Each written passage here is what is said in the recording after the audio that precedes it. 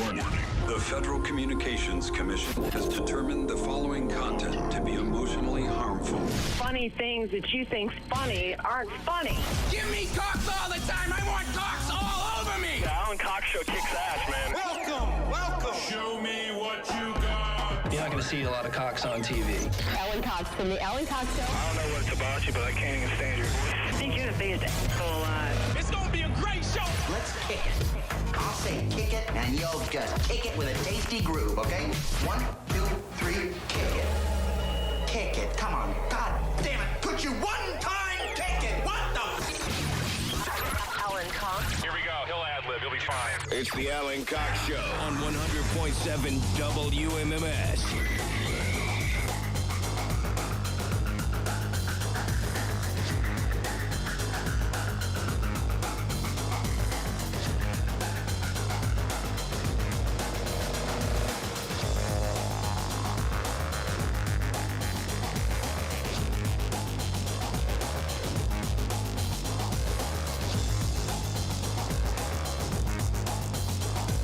Oh, hey, what's going on, gang? Good afternoon. Hi there. Greetings.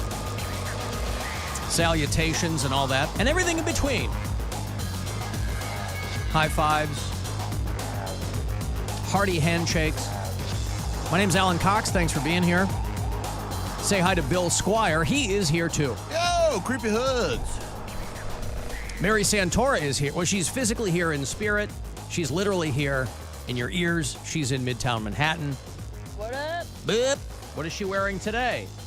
An orange tank top? Orange. See, it looks pinkish red on my camera here. Oh, I mean, it's like maybe a coral. Yeah. All right. Coral. Perhaps a salmon adjacent, maybe? Sure. All right. If you'd like to join us, we'd probably like talking to you. I mean, it's always a case-by-case basis, but I'll give you the benefit of the doubt. 216-578-1007. 800-348-1007.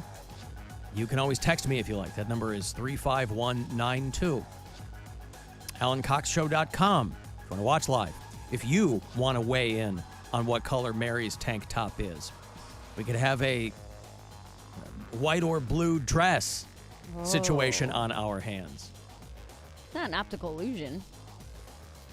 Well, what constitutes an optical illusion? I mean, there's no objective reality to that, right? I mean, it depends on whose optics are viewing the situation. I guess. I thought, it tricks your eyes. Well, there are things designed to trick your eyes, yes, but that blue and white dress was basically just kind of crowdsourcing, hey, what does this look like? Because somehow I still don't understand what people were arguing about, but as I've learned, and I'm sure you have too, people love to argue. They boy, they love it. We don't like to argue here. I would rather they argue over something stupid like that than a lot of the things that people argue over. The people that just live for arguing on social media where they just get in comments and they're just like, blah, blah, blah, blah. Oh, man, I don't know how you exist like that. It is tiresome. Well, it's a moneymaker, right, too? So you keep those machines going, and a lot of them are bots, obviously. If you've ever seen... But there's a lot that aren't. No, I understand, but yeah. If you've ever seen the photos or videos kind of taken surreptitiously of, like, Chinese troll farms, and they just have hundreds of cell phones on the wall, and they're just sitting at keyboards and just leaving commentary for people. Comments and clicks and likes. It's crazy. Yeah. I mean, we all know what the name of the game is now, but to kind of see it in that way, these... companies that are, ordered to engage in disinformation or something along those lines. Here is one thing that you, the Alan Cox Show listener, can take great amount of pride in, as I think that we do too, is the three of us, although I did the worst, but the three of us all, I think, killed it on Jeremiah's bro challenge. Mary did very good too. Mary did great. I knew it already, so I just went in there. Oh, you did? And I thought he would leave it in there. I'm like, yeah, I already know this, but he cut it out. Well, that explains it, because you did really well, but you also look like you were prepared to do everything, and I didn't know what it was. So our friend Jeremiah, who's on, he would cut that part in. Well, he included. A friend of mine just sent me the video. He opens the video with me pinching my nipples, which is my high beams are always on. That's why I'm traditionally wearing black. But this bro challenge, our friend Jeremiah, who's next door, he's on the same time we are at Kiss FM, is a lot of times he'll take these TikTok challenges that are going around, and he will repurpose them using people here in the office. And on any given day, if you're going to do any kind of video that involves people here in the office, boy, you might get a couple. And so the bro challenge was a bag of bread with a couple of slices left in it, a pair of tongs, a baseball, and a drill.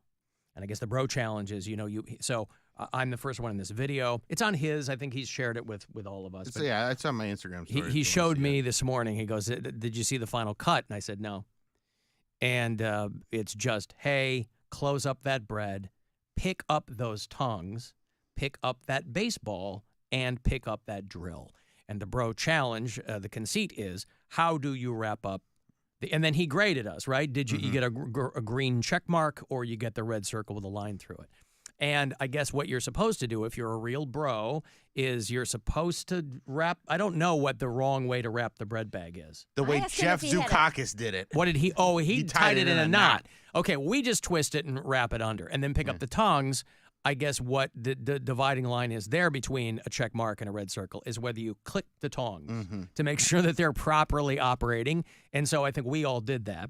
And then pick up the baseball. I guess what you were supposed to do was just reflexively toss it around and up in the air. Yeah. I didn't do that. I was waiting for the trick part in all this, so I just held the baseball and twirled it in my hand. But I got a red circle for that with the line through it. You guys got all four. The fourth one was pick up the drill, and you get the green check mark if you test that too. You're going, ring, ring. We all did that. That's just something I think you would normally do. I didn't toss the ball into the air. I twirled it in my hand. Anybody who knows me or has known me for a long time, you know how much I just like twirling things in my hands. Yeah. It's going to be part of my epitaph. I've written it. It's in my obituary. And so we all did Mary got all four. That's no shock. You ever meet her, she's a full-on bro. Bro, I play baseball, bro. Put it drill. Yeah, that's it. That's what I sound like. So, but again, it's you want to talk about an optical illusion. I don't know. I wasn't even aware there was a, quote, wrong way to close up a bag of bread. Well, there's the non-bro way. But why is that I would think tying a knot, that involves some fine motor skills there. Why is that not takes too long. Takes too long. You want to see. The spin it and flip it under is just a bro way of doing it because it's simple and it is effective. So the mark of the true bro, then, according to this, is efficiency, is what you're saying, right? Because you need time management. You don't have time to waste on these menial tasks because you need to spend your time out there broing. There you go. Okay. Well, it was fun, and I'm the only one of the three of us who got the red circle with the line through it, and I guess that's just because I didn't toss the ball. But it's me and Bill and Mary, and it's Jeff Zukakis, who is our intrepid marketing director, Carmen Angelo, our friend from down the hall at TAM, who still holds the record here on the Alan Cox Show for the most hot dogs eaten. And I don't think he did very well. I'm not sure what he was doing. No, I think he got 0 of 4. Did he? I think he did real poorly. Yeah. Now, Bloom Daddy was in there. I don't recall who else was in there. Bloom Daddy did it.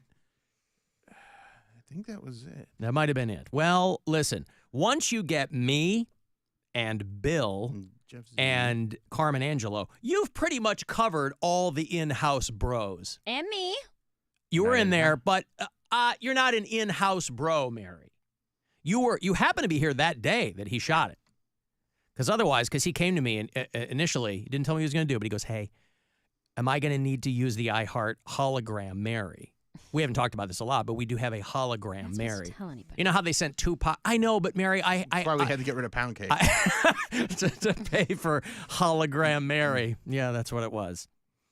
And so, boy, it was. Trouble is, you plug this thing in, it doesn't always work. So it just so happened that it worked out that time because Mary was in-house. So, yeah. That's the way that worked. Alan, you're a ball twirler from way back. I guess I walked into that one.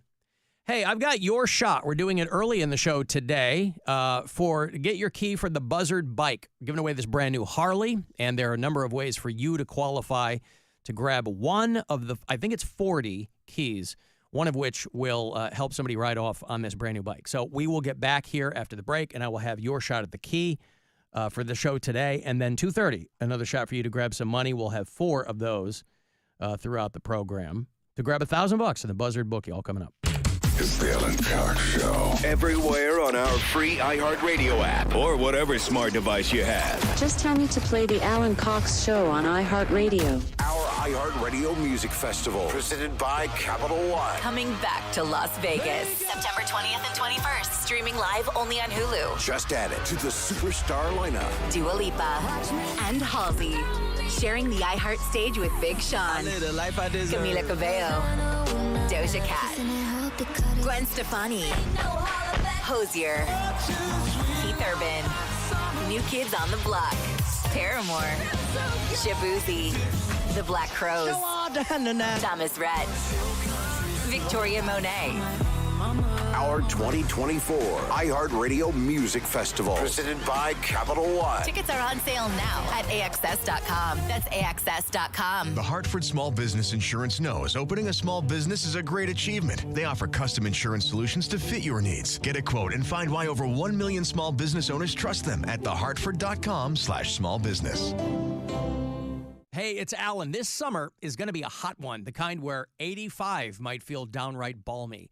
But if your windows aren't energy efficient in your home, if they're just builder grade, if they're over 8 years old, a lot of those seals can crack, they can break, air can leak in and out. You don't want to be uncomfortable in your home any time of the year. Window Nation's high-quality windows are built to last a lifetime. And right now, you can get 2 windows for every 2 you buy. So there's no limit to how much you can save on new windows, and you'll make no payments at all for 2 years. Nothing down, no monthly, no interest. Start at windownation.com. Easy to get a quote there.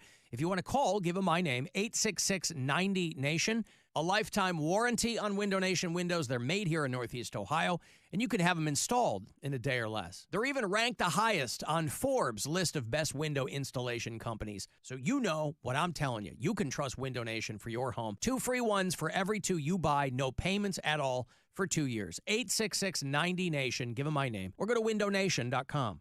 Keep it twisted all year long with Twisted Tea Hard Iced Tea. Twisted Tea is real iced tea that packs a punch with 5% alcohol. Tastes great at the beach, the mountains, or even in your backyard. Look for the bright yellow Twisted Tea cans. Twisted Tea Brewing Company, Cincinnati, Ohio. Please drink responsibly. Looking for a career you'll love with flexibility, great pay, and benefits, and one of the country's top workplaces? Come join our growing team at Progressive Insurance. Go to progressive.com/careers and apply online today. Febreze. So my home is also my office. And before I can focus, every room's gotta be clean. That means tidying up and spraying my Febreze Air Mist. Ooh, that's fresh. Febreze Air Mist scents are all high quality. They fight any weird funk, and they give my air an instant boost of freshness. So not only does my home smell good, I feel good too. After I Febreze, it's time to start my day. Breathe happy, Febreze, la la la la la. We'll double your down payment, up to a total of $5,000 at Ken Ginley Kia. Your $1,000 down becomes $2,000 down. Your $2,000 down becomes $4,000 down. Your $2,500 down becomes $5,000 down. An offer like this is worth repeating. We'll double your down payment, up to a total of $5,000. Your $1,000 down becomes $2,000 down. Your $2,000 down becomes $4,000 down. Your $2,500 down becomes $5,000 down. At Ken Ginley Kia in Medina, Mentor, Alliance, and Boardman. Online at KenGinleyKia.com. Tell them McKinsey sent you, because I want to see you in a Ken Ginley Kia. Double Down Match is a dealer discount on select new Kias purchased at MSRP. Example 24, tell you right, MSRP 52,285, 2,500 dealer discount. KMA rebates assigned to dealer plus tax, tag, title, and doc fee on approved credit through KMF expires 8/5/24. There's something about country music that's just so easy. Like a Bud Light. Simple stories, soulful melodies, and lyrics that refer to drinking a Bud Light in the sun. So keep it easy. Easy to drink, easy to enjoy. Bud Light. Enjoy responsibly. Anheuser-Busch Bud Light Beer, St. Louis, Missouri. Driving plays a big part in driving the local economy. It helps us all get where we're going and creates good jobs close to home. At Synovus Energy, Our refineries in Toledo and Lima are a reliable domestic source of gasoline, diesel, and jet fuel. Plus, more than 2,300 employees and contractors work for us here in Ohio. See how we're helping local communities move forward at Synovus.com. Hey, McKinsey here for Ken Ganley, Ohio's #1 automotive retailer. Shop over 10,000 new and used vehicles online at KenGanleyAuto.com. Select your vehicle, arrange financing, value your trade-in, and get our lowest price. With 28 brands and 52 locations, we've got a vehicle for every budget. Get it all at KenGanleyAuto.com.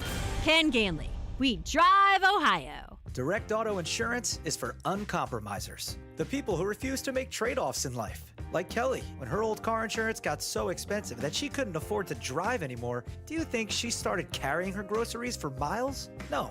But she did find Direct Auto's savings that allowed her to drive instead of compromise. With savings of up to 25%, you too can stop compromising and keep driving. Get a quote today at directauto.com. Savings based on applied discounts and will vary. Terms apply. How you buy can affect price. National General Group, Winston-Salem. Boy, it's like a sauna in here. Tyler, did you? Wasn't me, promise. Hey there, Mr. Sunshine. Mother Nature? Summer edition. Here comes trouble. Beat it, Wonder Boy. Just came to inform you that I'm back. And bring in the heat. That means one thing. Time for your magical AC maintenance. With our Fritz-free guarantee. For just 99 buckaroos. Mitchell's checks, cleans, and calibrates every part of your AC. So it blows cooler and works like magic. Online at mitchellsmagic.com. Cleveland Clothing Company, the land's one-stop shop for all things Cleveland, like Cleveland tees, hoodies, accessories, and of course, the official WMMS Buzzard gear. All through July, use the promo code STAR for 20% off in-store or online. Shop now at clevelandclothing.com, the brand of the land. Looking for a career change? Join Giant Eagle and discover a place to build your future. Giant Eagle is hiring experienced Class A CDL drivers. Enjoy competitive pay, comprehensive benefits, and the opportunity to make a difference every day. With regional travel, you'll be part of a team that values hard work, commitment, and respect. Don't just take a job. Build a career with Giant Eagle. Visit jobs.gianteagle.com to apply today. That's jobs.gianteagle.com. Jobs.gianteagle.com. Your future starts here at Giant Eagle. Getting quality employees to fill positions in your company is essential, but finding those people can be a major hassle unless you use ZipRecruiter. ZipRecruiter makes finding quality people a breeze. ZipRecruiter's advanced technology identifies candidates with the right skills, sends you great matches, then you can easily invite them to apply. 4 out of 5 employers who post on ZipRecruiter get a quality candidate within the first day. See for yourself. Go to ZipRecruiter.com/free to try ZipRecruiter for free. That's ZipRecruiter.com/free. Guess what, people?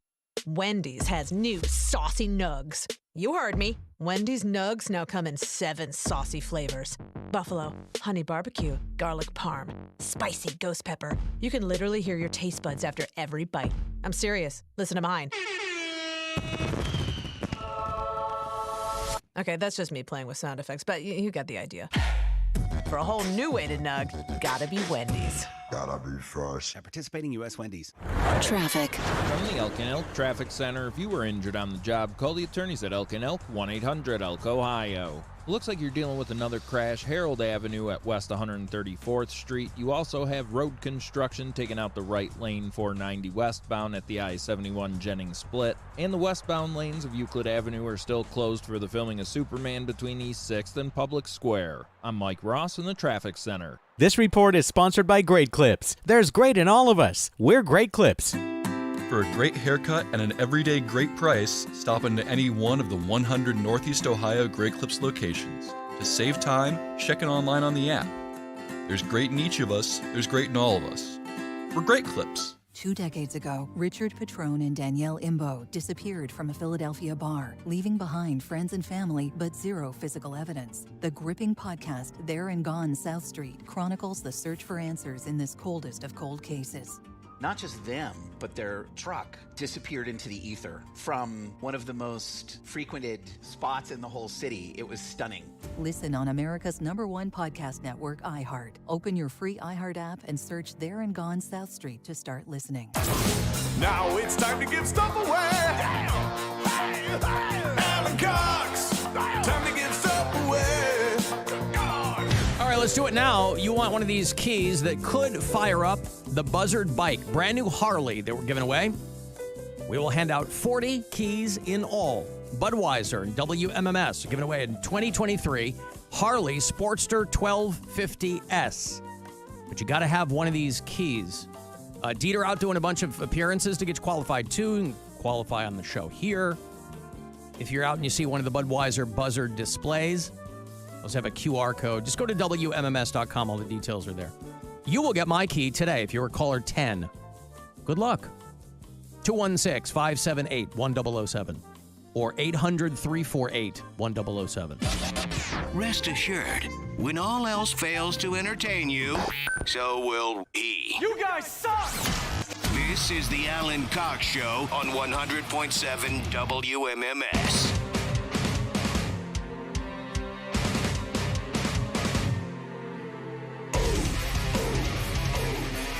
Oh, I got more money for you here in about 10 minutes, too. So if you maybe you don't give a fat frog's ass about a new motorcycle, but $1,000 will light up anybody's tummy. So about 10 minutes away from that next keyword, about 30 past every hour, you got to crack at that money. Hey, Morgan. Hold on. What's up? Hey, Alan. Yes, sir. Hey, love the show, man. Thank you. I appreciate it. Yeah, I'm just kidding. It sucks. I appreciate that even more, actually. So it's the accolades that I'm the most uncomfortable with, Morgan. All right, tell me. Okay, I'll keep those away. Hey, this thing with, I don't know what the bro challenge is. This thing with the bread, though, I twist the bag. Well, before I twist it, I actually squish the bread in order to get all the air out, almost like you're squeezing a sponge when you're washing the car. And then I'll twist it and release it like it's a vacuum seal. And I don't know if I always thought that was normal. I haven't been called out for it, but I don't know. What do you guys think? Is that something that you've seen or heard? Or? No, it sounds like, well, I've heard it now because you just told me, but prior to that, I hadn't heard that. It sounds like something scientifically that would work in theory, but I don't know how important. You end up, A, with flat bread, B, you're not squishing the bread all the way down. That's what he said. You're squishing it so the air goes out, right? I thought he said he's squishing the bread down. Yeah, I mean, I'm not going hog wild and sitting on it, but I'll get, I'll get that loaf about half its size. And, yeah. Listen, the last thing you want to do is be smashing your loaf, Morgan. So, no, listen, I think that I am the guy that, and I don't use a lot of bread, but there's always a random loaf at Casa Cox. I'm the guy that will hang on to that plastic thing that comes on the bread when you get it. That's what I asked Jeremiah. When he was like, close the bread, I was like, do you have the twisty tie? Right. And he was like, just close the bread. I was like, so no then. This is insane. Mary's fastidious with her bread. Yeah. You think you're getting the vacuum seal out. She's in there. No, I don't think there's anything weird about that, Morgan. I don't know that I've heard that. But now I will, I'll pass along your life hack to other people I know. Okay, and the other 5 people listening to the show, I'm sure they'll take note of this, too. Well, now it's 3, smartass, because you've driven them away, Morgan, with your bread talk. All right, well, as long as my name's attached to this, so I get some credentials. Yes, credentials, indeed. Morgan the bread guy. Okay, thank you. There's Morgan. What's that? What's that? With the other 3 people listening, I mean, what? Well, listen, he's... Alan, have you? Kevin in Ypsilanti is asking me. One of our bureau chiefs there listening on iHeartRadio asked me if I have cut the Dick Books Group and Brogy song yet. I'm putting the finishing touches on it. Bill Squire is out tomorrow, so tomorrow will be the Captain Fun and Stepmom Mare show. Woohoo! And we Stepmom in air quotes, right? Yeah, we will. That's right. And fun in air quotes too. Yeah. We will premiere the Dick Broke Scrope and Brogy song tomorrow. When it's just me and Mary. I'll be here in the studio by myself. Your favorite. My favorite. No Not cameras. On camera, yeah. My favorite. And Mary will be there in New York City. I was watching some of your friends' Netflix special. Mm-hmm. What'd you think? Listen, it's a Netflix special. It's not for you. It is not for you. Well, by design. By design, it's not for me. Well, I watched it. I was largely unfamiliar with her stand-up. I watched it last night as well. I went to Hannah Berner's Netflix release party. I watched it, earlier in and the I'm week. still unfamiliar with her stand-up. Well, I was watching it, and I was talking. My roommate opens for her all the time, and I said she reminds me of Eliza Schlesinger, but for Gen Z, because like even a lot of her references that she was making, I did not understand, but they were getting like applause breaks. So I was watching it, and I was like, Oregon Trail is an old enough reference. Yeah, but that's that not was really. But I mean, like, I don't know, maybe not references, but like the way she was, the phrases she was using and things like that, where I was like, oh, this isn't for me. Yeah. You know what I mean? This is a very targeted demographic that I think she's reaching young girls. Yeah. 18 to probably 25-year-olds. And if she's getting a new demographic into stand-up, then Of course. hell yeah. You know how traditionally what massive stand-up comedy fans 18 to 25-year-old girls are. But that's what I'm saying. Well, that's the thing is they're I know. Those are the people that are buying tickets and going to see people like that because that's. But they're not comedy fans. Let's be clear. They're podcast not, fans. But it's a beginning. They're a fan of her. Yeah. Yes. It brings them into the world. That's a good thing. Yeah. Ultimately, it's a good thing, right? Yes. You're going to draw. Every person's going to draw their audience. And so you got people that like you. I think we can all agree on that. Yeah. If we have people who like us, then that's a good thing. I'll tell you what, I was driving in this morning, and I thought maybe this had something to do with them shooting Superman downtown. But it was something that I had never noticed, especially not in traffic. I'm just getting on to whatever it is. I'm getting off of 90, and I'm looping around, and I'm coming here into downtown. And the traffic, they were talking about 8:45 this morning. And the traffic is not heavy, but once you get kind of into downtown and everybody converges from the different on-ramps, it gets a little congested. But everybody's going at a pretty good clip. And I see something out of the corner of my eye, and I think that it's just a car next to me. And I look to my left, and there's a bird flying eye level next to my car. Have you ever seen a bird fly that low in traffic? To be that death-defying, or whatever it was. It might have been... I think a bird can fly as fast as my muscle car, Alan. Your muscle car can beat any bird. I mean, everything's a blur when you're driving at those speeds. So I don't know that any bird would F with Bill's muscle car.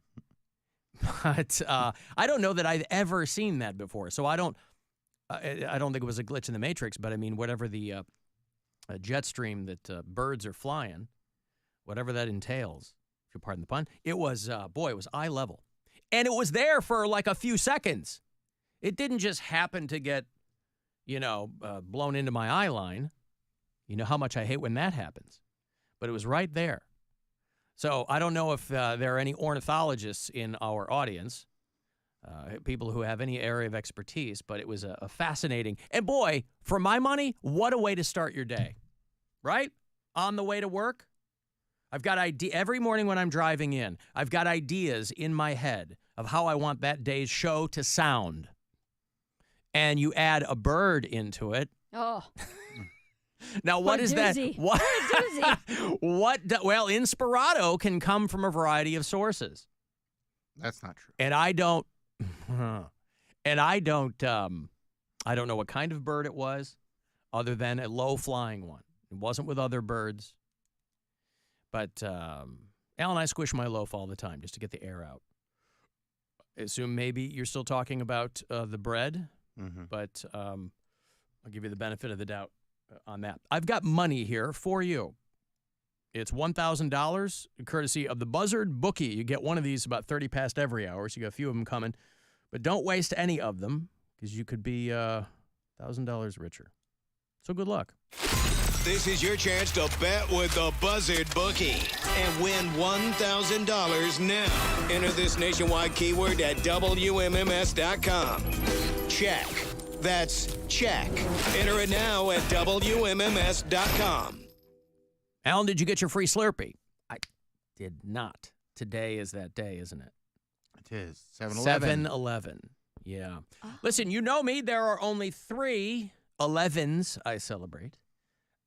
3/11 day, a 7/11 day, and of course, 9/11 day. No, I didn't get it. Celebrate that day. Well, of course, I celebrate the memories of the people who lost their lives in that day. People who hashtag should never be forgotten. It's a long hashtag, but, why not? No, I don't even know where there's a 7-Eleven anymore. I feel like those are all gone, at least around here. Try to find a 7-Eleven. But they give away Slurpees. Hey, if you want to leave us messages, a lot of people do. You can drop voicemails on the After Hours line.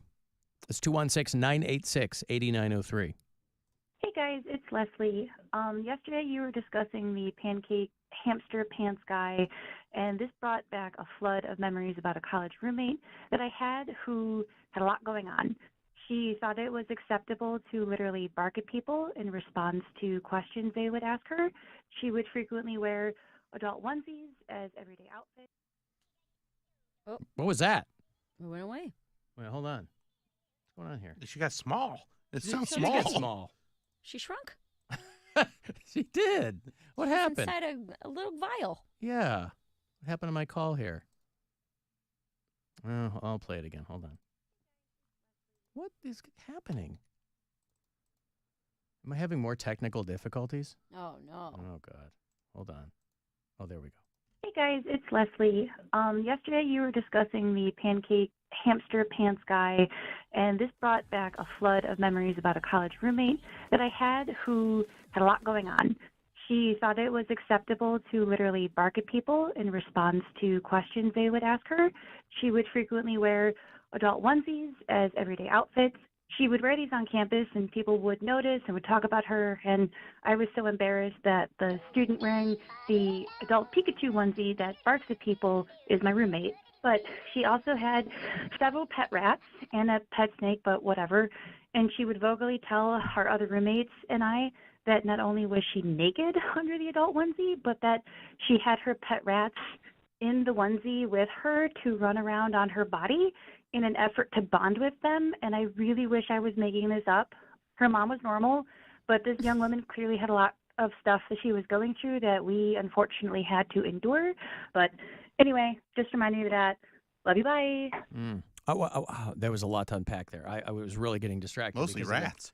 Yeah, so Leslie's college roommate wore a onesie. She, college is where you're supposed to figure out who you kind of are or try on a lot of different personalities. And there's some people, college, there's a lot of people walking around with affectations, right? Oh, I knew a girl in college who wore shorts every single day of the year, and Birkenstocks wouldn't matter if it was, the middle of a January Chicago winter. She's traipsing around.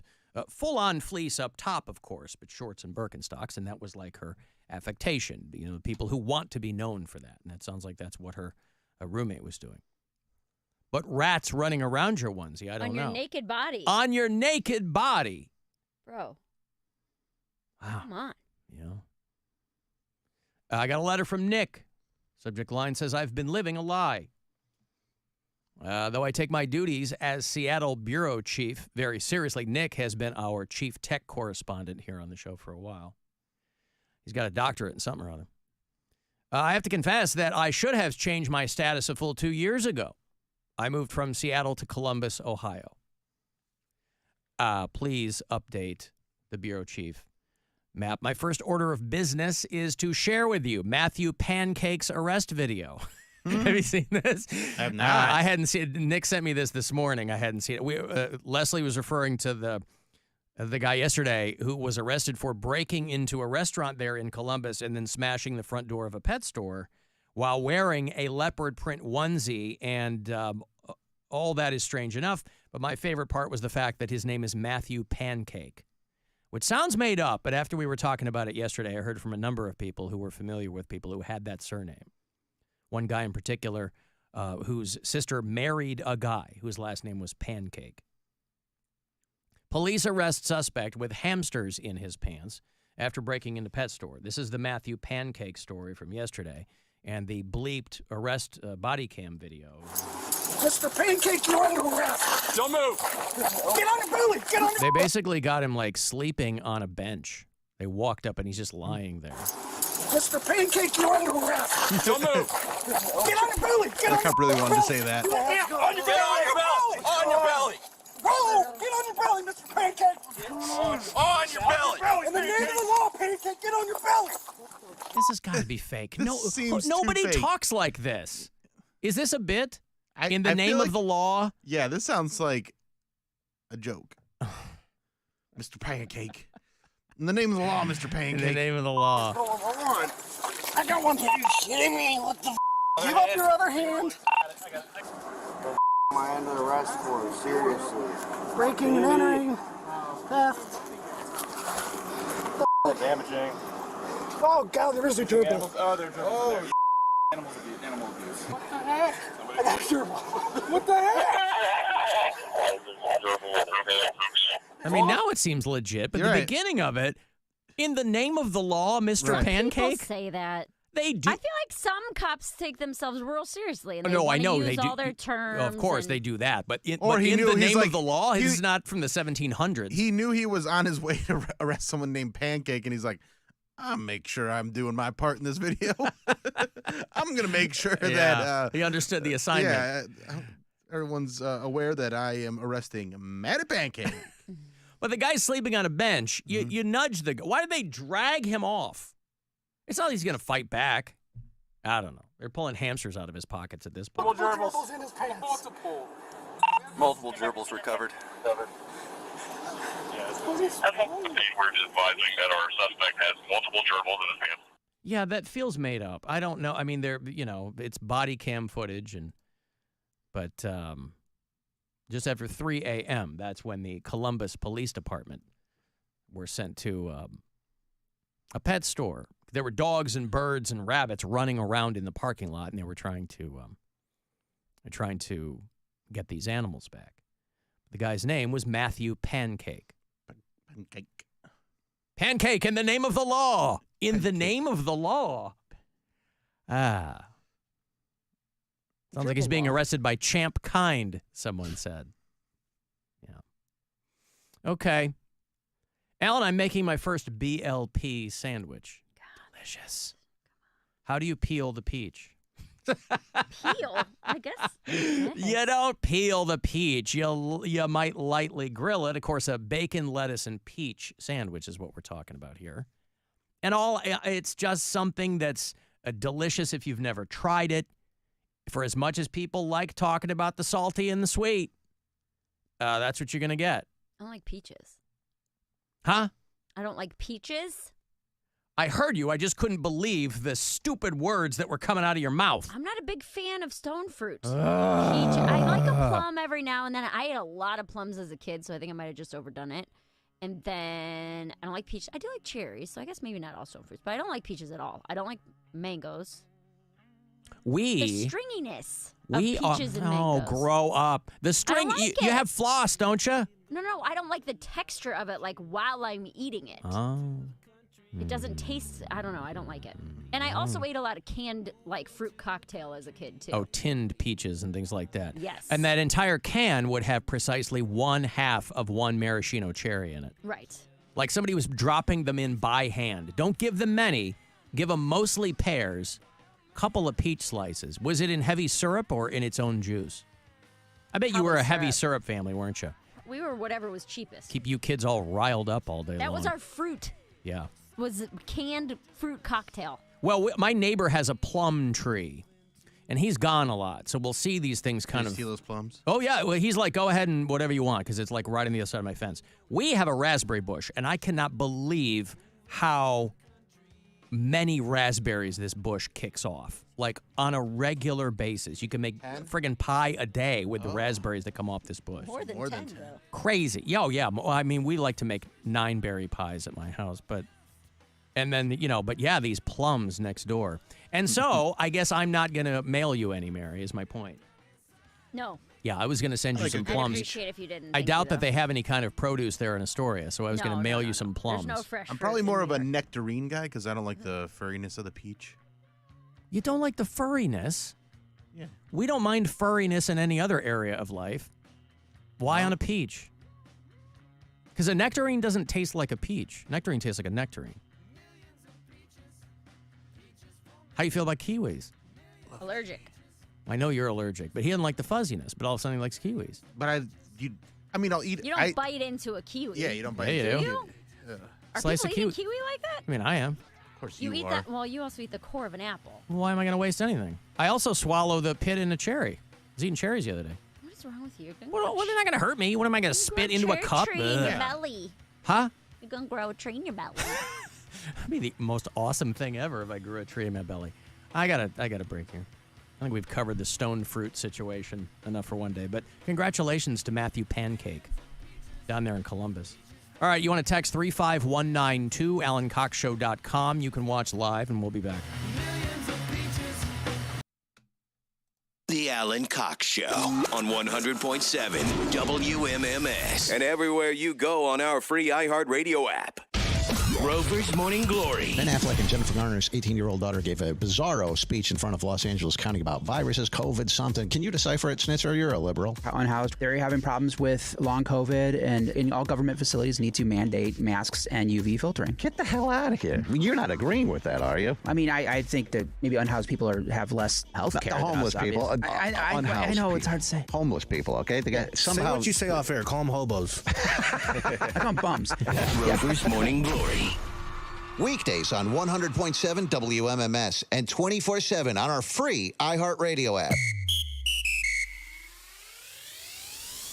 Sarah Spain for iHeart Women's Sports.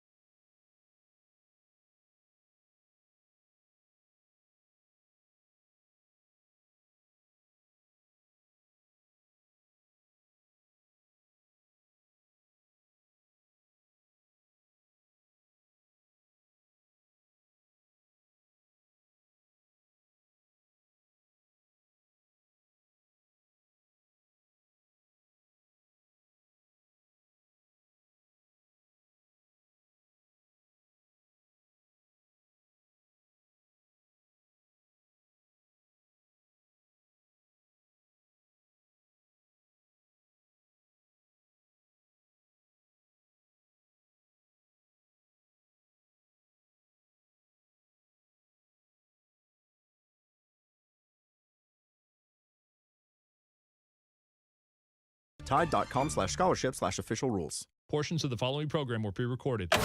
This is the Buzzard. From the Bath Authority Studios. 100.7 WMMS, Cleveland. His name is Alan, and he's giving stuff away. All right, I want to go see the band Polaris. You a metal fan? MMS in 2 hours to midnight present the Polaris Tour with special guests on the bill. They're bringing Bless the Fall with them, 1,000 Below, and Nerve. I'm not hip to those guys, but the other bands are great. It's all going to happen Sunday, September 22nd, right around the corner here at the House of Blues. You can go to livenation.com for any and all shows going through there. Get your tickets, info, all that. This pair for you, 2 for Polaris this fall. Good luck. Caller 10, 216-578-1007 or 800-348-1007. The Alan Cox Show. Sure, you could listen to another show, but then how would you find the puppies we've buried in boxes around the city? 100.7 WMMS.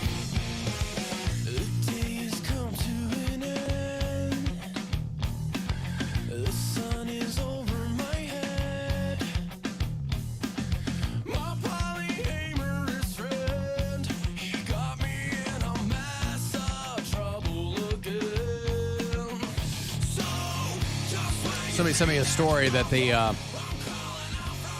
new edition of The Sims will finally, that was in all caps in the article, finally introduce polyamory in the free update of this. The new expansion pack, by the way. In other news, The Sims is still a thing.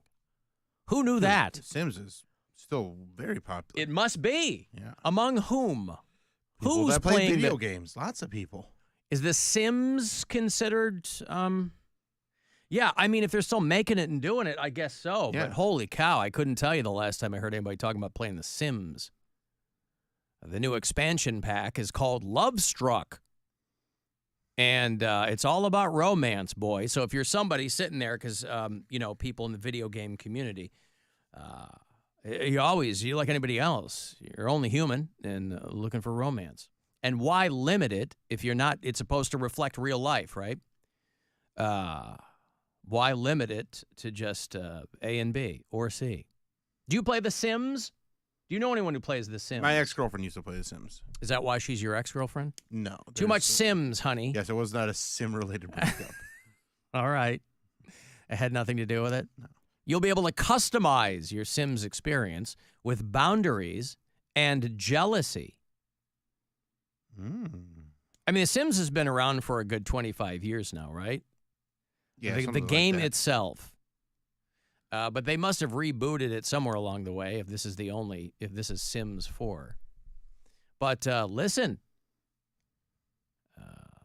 this is very exciting. This is going to be out on July 25th. It's all about representation. That's right. Representation matters. And listen, frankly, for a lot of people, they're not getting it in real life.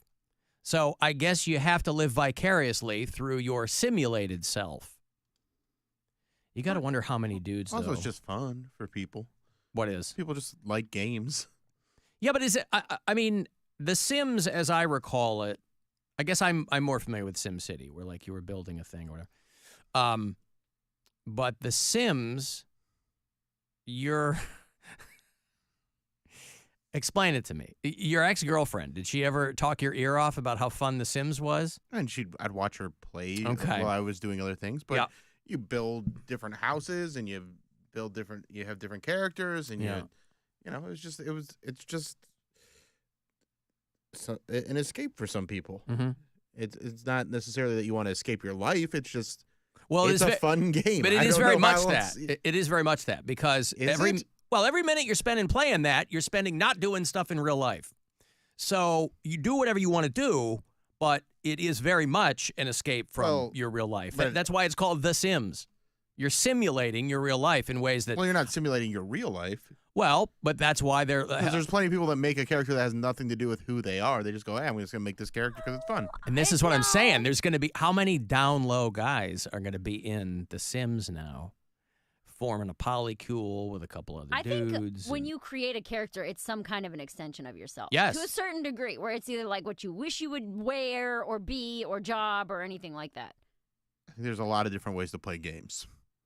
Well, there's a lot of different. Yeah, I mean, listen, your choice, fundamentally, your choice of game says a lot about you too.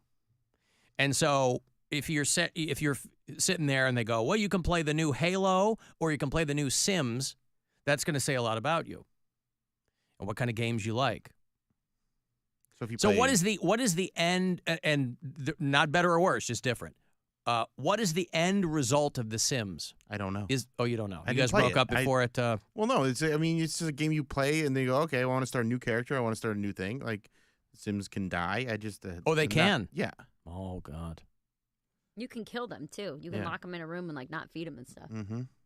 Wait, so it's like Grand Theft Auto in a way, or some people play it that way. That's what I'm saying. Like, you guys are trying to like boil it down to like someone doing, just like trying to make like I want my Sims life. It's so much better. But there's a lot of parts of it that are like if you like designing houses and you can't afford to build a new house every couple weeks, The Sims is they have a lot of options for stuff like that. You're like, I want to be an architect, just not in real life.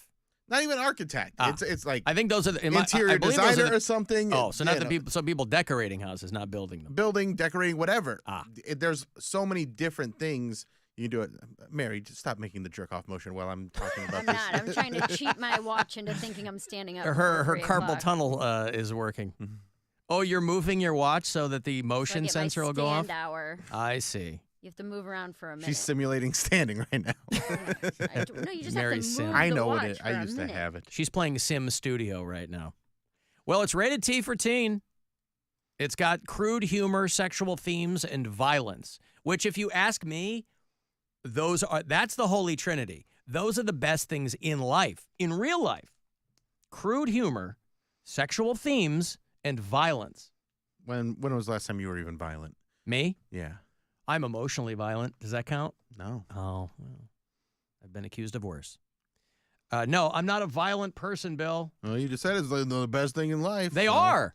You're not even violent, so. But I don't have to be. I can, wait for it, simulate it in a brand new game called The Sims, which apparently is still very popular.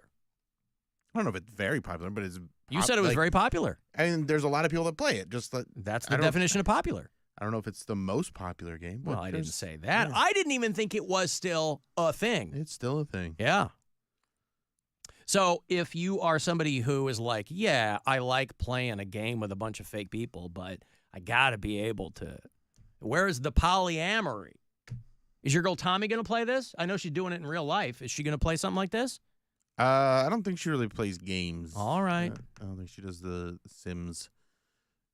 The only game I know that she plays is Pokemon Go.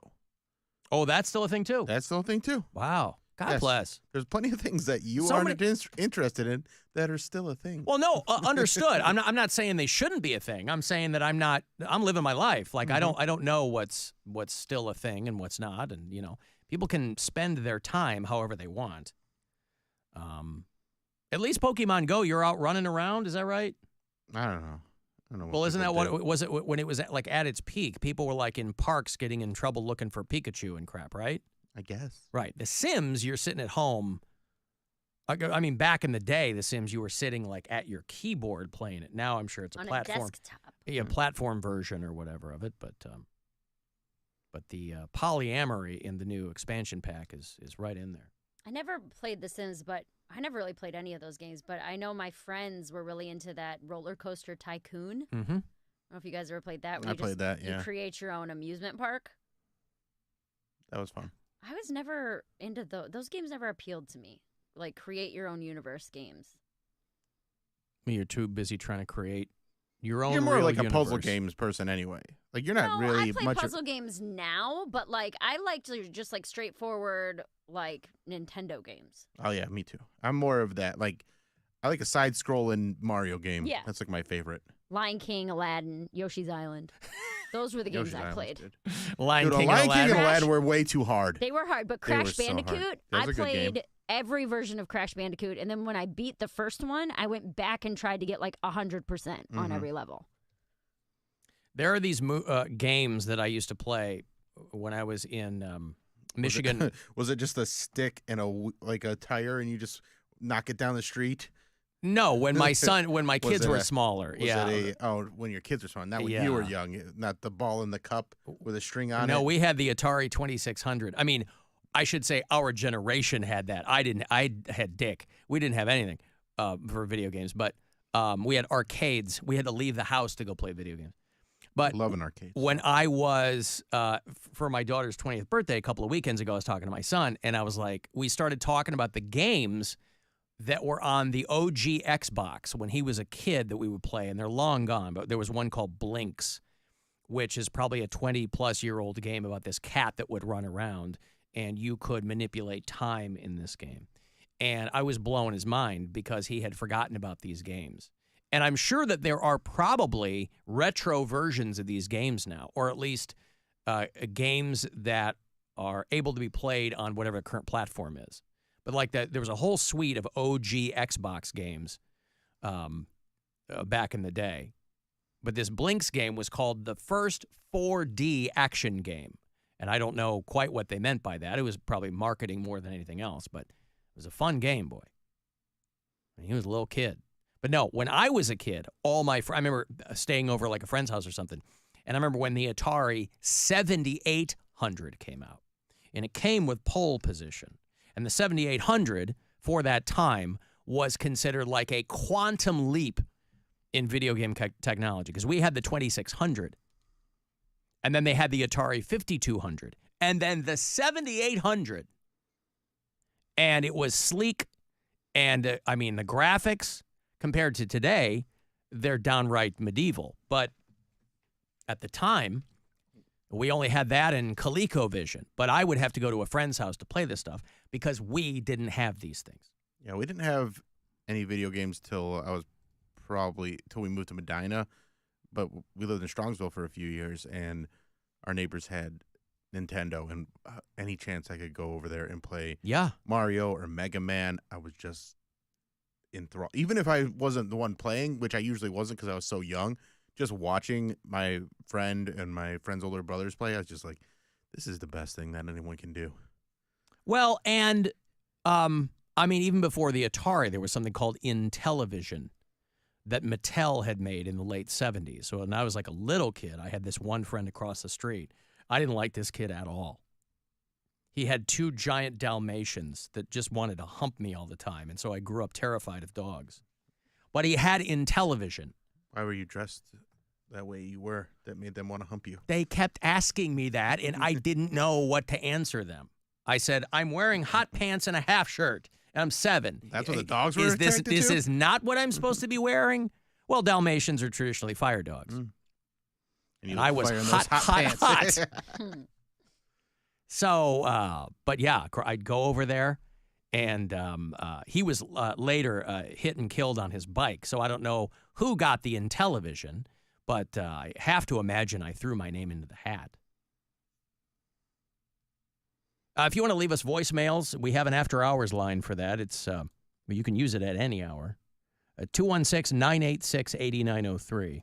I was listening to your show, and I heard you guys talking about Jim Inhofe, the climate denier. His brother Jack is actually going to take over for him. Gene from Parma. All right, I get it. Yeah. Jack Inhofe. Oh, Gene, you son of a bitch. Gene from Parma. Well, since he brought it up, I've got some sperm news. Sperm news. Jack Inhofe. Look up to see he had a brother named John or something. A guy got scooped up. He was a circus clown, and he got scooped up trying to be an escort. He said it was his first time prostituting. This is an Asian guy in Pennsylvania. Scranton. You ever heard of Scranton, Pennsylvania? Nope. No. What happens there? I don't know. Hooker clowns. 28-year-old Francis Bowie is a circus clown. That was his job, and he would do what circus clowns do. You go out there with the circus. You know, they've largely removed from a lot of these circuses. There have been so many complaints over the years A lot of them have removed the animal components, which is usually what made a circus fun, because it's considered cruel. And so now it's, they've had to kind of downshift into a lot of clowns and acrobatics and things like that. And so this guy got on the radar of somebody, and so they were kind of keeping an eye on him.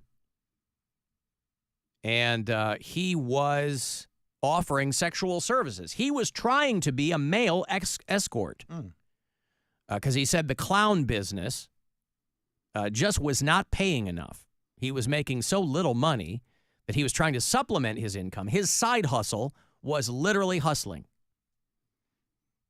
On his post that they found before they grabbed him, he was offering to perform condom-free sexual acts. And this got him in the company of an undercover officer for $100 an hour. That seems like a bargain. $100 an hour. The undercover cop, of course, agreed to the price. And then they arranged a rendezvous at a Scranton hotel.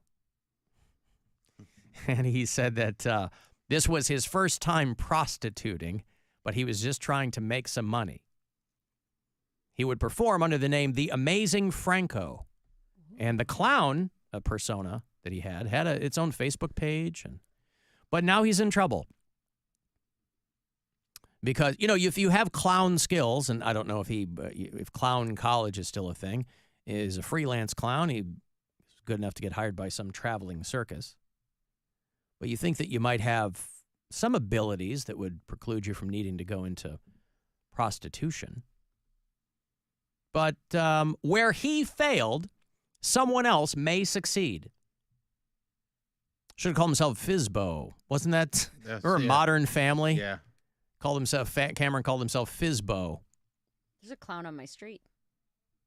I've never seen him in his full makeup, but he has his car is decorated. He has a little motorbike that's decorated. He's got a stand that looks like a lemonade stand. He's got a little sidecar. He's Hispanic, so he's called Payasito Chiquitin. Yeah. And it's all in Spanish. But he's got his face, and it's the old school clown. Not like the red nose, when they would just paint their face and wear the patched pants. That guy lives, I don't know if he's prostituting as well, but well, you should find out. Chiquitin, available for hire. Does he do is he trying to? He's clearly trying to market himself to the Latino community. I would assume. We should book him for a party. No. Why? He can't charge that much. He's got 400 followers on Instagram. Well, there you go. Also in sperm news, you know who Danny Elfman is, right? Danny Elfman has always been a very, very strange guy. He's strange in his art, which is what's made him so successful. He's the guy that composed the theme to The Simpsons. And he did the Batman theme for the Tim Burton film, and he had a band called Oingo Boingo for a long time, did Weird Science and Just a Lad and Dead Man's Party. And he went viral a couple of years ago because he was doing festivals. He was doing Bonnaroo or Coachella or something. And for a guy his age, I think he's 70, he's pretty shredded, and he's now covered in tattoos. And he has chin-length red hair. Just a weird dude, right? Weird looking, but a very, very talented guy. Married to Bridget Fonda for a long, long time, who is unrecognizable now. You remember Bridget Fonda? Yeah. Back in the day. Jackie Brown, and she was super, super hot back in the day. She is a different size now, and obviously an older woman, but there were paparazzi photos of her about a year ago, and people thought it was fake, but it wasn't. It was her. Anyway, Danny Elfman is embroiled in some kind of sexual assault situation or something, where this woman is suing him for defamation because she accused him of doing some gross stuff. He said she was lying. Like the Trump thing, you know how he's a convicted rapist, and then he said the woman's lying, so she sued him for defamation and won because she wasn't lying. It's the same thing here. So this woman is suing Danny Elfman, saying, I'm not a liar. He did, in fact, present me with a semen martini. Ugh. Just semen or semen stuffed in the olive? Like a blue cheese semen olive? Yeah. She says that he invited her over to his studio This is 7 or 8 years ago. And placed a martini glass in front of her. That Shaken or stirred? Huh? Shaken or stirred? Pulled. I was going to say, yeah. There was some shaking going on, I think, prior to the presentation of the... She said she sat in silence, terrified, gagging from the smell coming from it. It was filled, she said, with an off-white substance. And she said that it was, in fact, ejaculate. And he says, no, in fact, it wasn't. It was full of moisturizing cream. Now, why you would present someone with a martini glass full of moisturizer, I don't know. In fact, those are two different colors, if you know one from the other. And consistencies. And consistencies. But this is the upside of being a weird guy. Is you can go, no, I always am presenting people with martini glasses full of Cetaphil or whatever. And so she said all this stuff, like he whacked it in front of her multiple occasions. He touched her inappropriately. It hurt her career. He says she's lying, so now, of course, she's suing him for defamation. But, I mean, imagine how long that would have to be sitting around to present a woman with a martini glass. Let's say she's correct, and she probably is. A martini glass is what, 10 ounces? Like, is it a week? A standard martini glass, right? The triangle thing? Mm-hmm. So let's say 10 ounces. Your average male at a pop, you know, you're pushing out 5-6 milliliters at a time, right? Mm-hmm. Where's Dr. Berglund when you need him? So what's the oh, that's a big load. What is the math? 283 milliliters. Okay, so 10 like ounces. okay, so like 283 shots into that glass of Danny Elfman. You're not going to do that in a couple of days. You're going to need to. It's going to take you time to fill that glass up. On the high end, 5 milliliters. While you do that, it's going to sit there, and you're going to contribute to it on a regular basis. And your back time in it That's from like when a month. There you go. 283 divided by 5. Yeah. 56 days. If that's once a day. No. You'd be Twice a day would be 28 days. Let's really give it to him. What's 3 times a day? Because he's back timing it to when this woman is going to show up at his studio. He's invited her, and now he's got to give himself enough. Wait a minute. 283 divided by 3? Yeah. No, how many days is divided by that? 5 and then divided by 3. 18. 18 but days. that would have to be 5 milliliters each time. Well, I don't think you're going to produce that 3 times a day. No, you're probably not. There's gonna be diminishing returns. There you go. Unless you get that the stuff that they advertise, like make your yeah, just really goop it up. Yeah. How can I increase my volume? Yeah. So this girl says that he presents. So listen, just from the physical aspect of it, and the effort and the time that would require, there is a case to be made for what he said. No, it was moisturizer. But she said smelled terrible, and she believes that it was full of Danny Elfman's spooge. So there's a lot going on there. I don't know. But guys, your mission, should you choose to accept it. A mission. Your emission, should you choose to accept it. And Danny Elfman's career is still going full steam ahead. You heard that new Batman theme he did for the Robert Pattinson version? It's going to make Mary mad.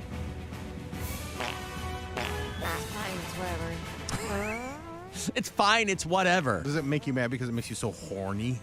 Ew. What's wrong with you? What is wrong with you, Bill?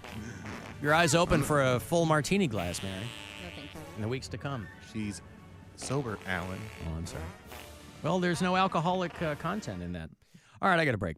You want those Def Leppard tickets? End of the month, the 30th. They're coming through.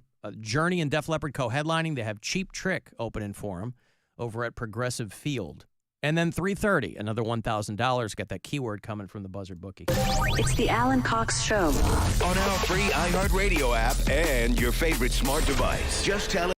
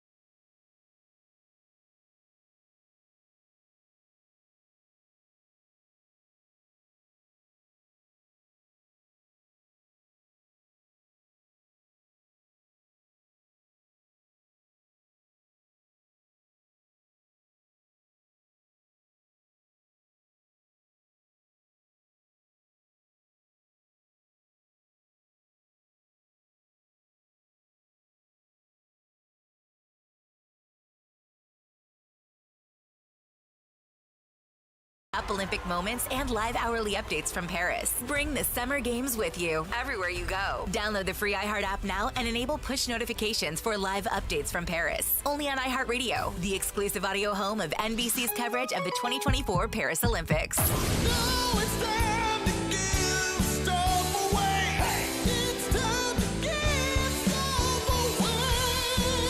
I'm going to go see Def Leppard. They are doing a co-headlining run this summer with Journey. And Cheap Trick is their special guest. And it's just a couple of weeks away. It is Tuesday, July the 30th. Right around the corner here at Progressive Field. All the info on the show, go to defleppardjourney2024.com. Tickets info, everything else is there. I got this pair for you. You and a friend. You and a lover. You and a pal. Def Leppard and Journey. Good luck, car 10. 216-578-1007. Or 800-348-1007.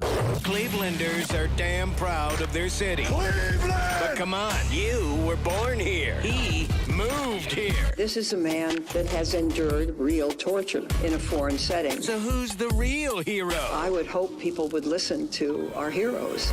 Alan Cox. On 100.7 WMMS.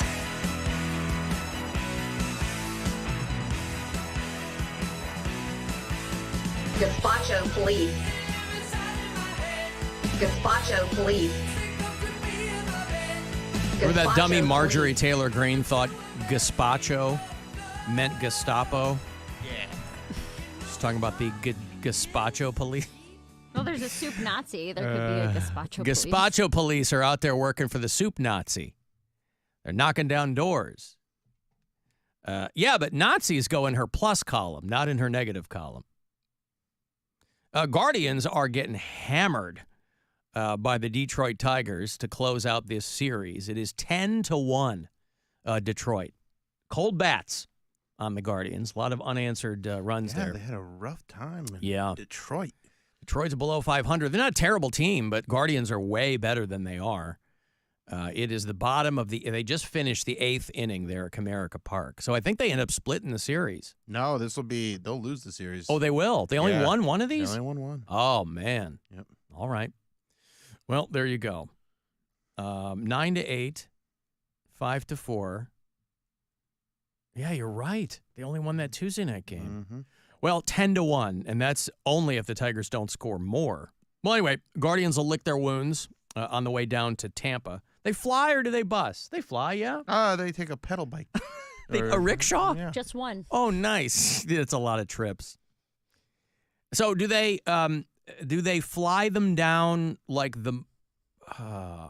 tonight? Yeah. They'll go from Detroit Metro down to Tampa? Yeah, probably. Okay. They go, we got to make our plane. Like they wouldn't fly out morning of because they got to play a game. But the game's not till tomorrow night. Right, but usually they'll fly out that night. Yeah. So they can get a good night's sleep. Yeah, rest up. Guardians Rays, first of 3 is tomorrow night at 6:50 on MMS and on the iHeartRadio app. I'm going to listen live there. If you listen to us on the app, tell me where Ryan's one of our bureau chiefs in Seattle. Holly listens in Durant, Iowa. Charles is in Richfield, Utah. Louis listens in Newark, because of course he does. Sean's in Pittsburgh, Pennsylvania, and Jonathan is in Clanton, Alabama. I was, a couple of weeks ago, I was making a trip to Michigan for a family thing, and I pulled over to get some gas, get a little bit of water, and there was a truck not unloading. It was being loaded onto a truck. What looked like a dozen Redboxes. So, obviously, they hadn't all come from that rest stop there, so they were being loaded onto this truck from there.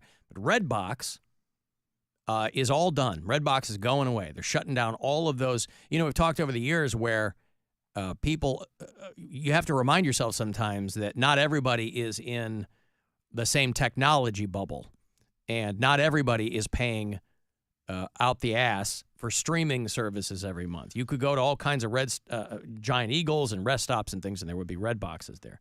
But the kiosks are all going away. The wild thing about the story that jumped out at me was the company that owned Redbox is the company that produces all of that chicken soup for the soul content. Yeah. Right? Yeah. Yeah. Because I don't know who started Redbox. I don't know if they were a standalone. I thought like Walmart owned them. I guess Walmart owns Vudu, but that's their streaming service. Well, that got bought by, now it's Fandango. Is it really? Yeah. Fandango TV? It's like Fandango Plus. I don't know. Chicken Soup for the Soul Entertainment was the parent company. And Fandango at Home is what it's called. Fandango at Home. So, and the whole thing declared bankruptcy there for Redbox. There were still people that would use Redbox, that would rent physical DVDs, but obviously not enough. So they're shutting down all the Redbox operations, and they're going to sell. Again, I don't know who do you sell these to? I mean, there's still an audience for them, but clearly not enough to keep the company afloat. So all those DVDs are probably going to end up there in the Walmart bargain bins. And you know what that means down the line? You know where all of those plastics will end up? Mary's Turtles. apartment? In our testicles. Why'd they be in my apartment? Because you buy all the bargain DVDs. DVDs. I haven't done that forever. That was a I was going to college say, thing. that's kind of old school. I don't know. That was a big thing. Every time I went to Walmart, I'd come home with a five new $5 movie bin. Yeah. Not anymore. All right. What was the last bargain DVD you bought? Is it stuck in your brain? Do you remember? No, I have no idea. Was that long ago? I mean, I really Or that don't think unmemorable of a movie? Because it was always just searching through and seeing what's in there. Yeah. A lot of like combos. You're like, ooh, Ghost Rider. Combos, yeah. Where they'd have like 3 or 4 on the same disc. Yeah. Yeah. So, Chicken Soup for the Soul Entertainment will lay off their remaining 1,000 employees and liquidate the businesses. Do they have a low sodium version of Chicken Soup for the Soul? I'm trying to cut back on my salt. I think I would be worried more about the sugar in those books than the salt. Although I've never read Chicken Soup for the Soul. I didn't realize that it had gotten to the point where it was such a profitable empire that they were running the DVD game there for a while in store. 24,000 Redbox kiosks across the United States. And they're obviously going to Chapter 7 bankruptcy, which means there's no way to continue to pay their employees or their bills or finance the situation of any kind, leading people to say that there is the possibility of misappropriation of funds. Oh, well, look at that. And I bet it was in the form of employee pensions. Darn, guys, I'm so sorry. Thank you for your service. We accidentally liquidated your pensions. You'll never guess in which direction all that money flowed. A clerical error. Probably up. Yeah, so anyway, that's Redbox is going away. And, they always had you'd see that little nylon flap over the screen. Part of that was that there was inclement weather, nothing would be ruined. And part of it was people could use it as a shade. Privacy. Because you didn't want anybody knowing what you were renting. You didn't want back in the day, you had to tell the guy what you wanted. You had to announce it to a person. When I was a kid, we were on Saturday night with my parents, right? We'd get pizza and we'd rent a movie. And it was on VHS. And so you'd go to your local grocery store. I imagine the grocery stores around here had video departments. The Giant Eagle chain had them for a long time. They're based out of Pittsburgh, of course, and so their department was called Eagle Video. That's how they pronounced it. Mm-hmm. And you'd go and you'd rent a VHS tape. But you couldn't do it on the low. You couldn't be like, I don't want anybody knowing that I'm renting the new House Bunny movie. Was there a second one? I don't know. It was the first dumb movie I could sprang to mind. One. With Emma Stone, early Emma Stone. You had to ask the guy. You go, hey, you have the what? Do you have? This makes me think of the John Mulaney bit where he kept calling Blockbuster to see if they had Addams Family Values, and he had a very effeminate voice as a child. And he goes, Hey, lady, I'll tell you when we have Adam Family Value. He really, really wanted that one. Yeah. Well, yeah. Listen, when I was managing a Blockbuster video, you'd have people calling all the time asking, just taking up time on the phone. Trying to run a store here, ma'am. We don't have call waiting. You'd be like, are there any on the shelf? Why don't you come in and look? Did anyone return any? Yeah, did anybody return it? Can you check the return box to see if anybody returned it? Can you hold it for me? I'll be there in 15 minutes. And I would listen when I could. I was nice, right? If you got me at just the right time, I'd say absolutely. You know, regular customers that were very nice and considerate. I go, absolutely, Mrs. Shapiro. I've got the Laserdisc copy of Sliver right here. I'll put a little Post-it note, and I'll let all the other CSRs know that Mrs. Shapiro is coming in to get Sliver on Laserdisc. Oh, no. Thank you, Mrs. Shapiro, for your continued support. I got money for you, $1,000, courtesy of the Buzzard Bookie. There are plenty of chances to win these, so I hope you do. Good luck. This is your chance to bet with the Buzzard Bookie and win $1,000 now. Enter this nationwide keyword at WMMS.com. Credit. That's credit. Enter it now at WMMS.com. More calls coming in on the after hours line of voicemails. People want to leave them. You can do it whenever you want. It's 216-986-8903. Hey, Alan, John Fairview Park. I really hope the $2 bills aren't cursed. I've got one in my wallet as we speak, and I've got another envelope full of about 40 or 50 of them at home in my desk drawer. I had them for years. Always keep one in my wallet just for like an emergency money at the store or something, but if they're cursed, I'm kind of probably in big trouble. I hope John in Fairview Park is okay. He sounds really, really bummed out.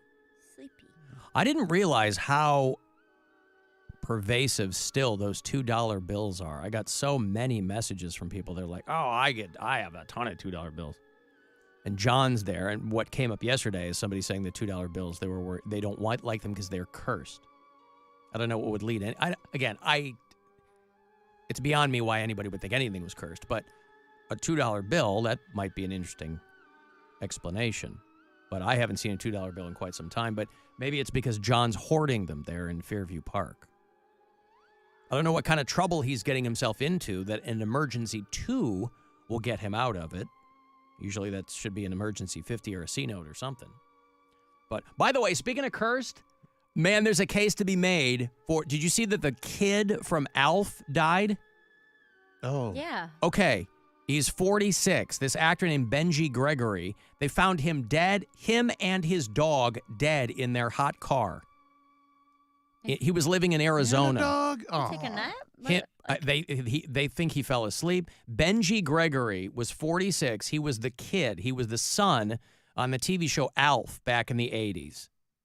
And that was pretty much for a cute child actor, you figure the sky's the limit, at least for a little while.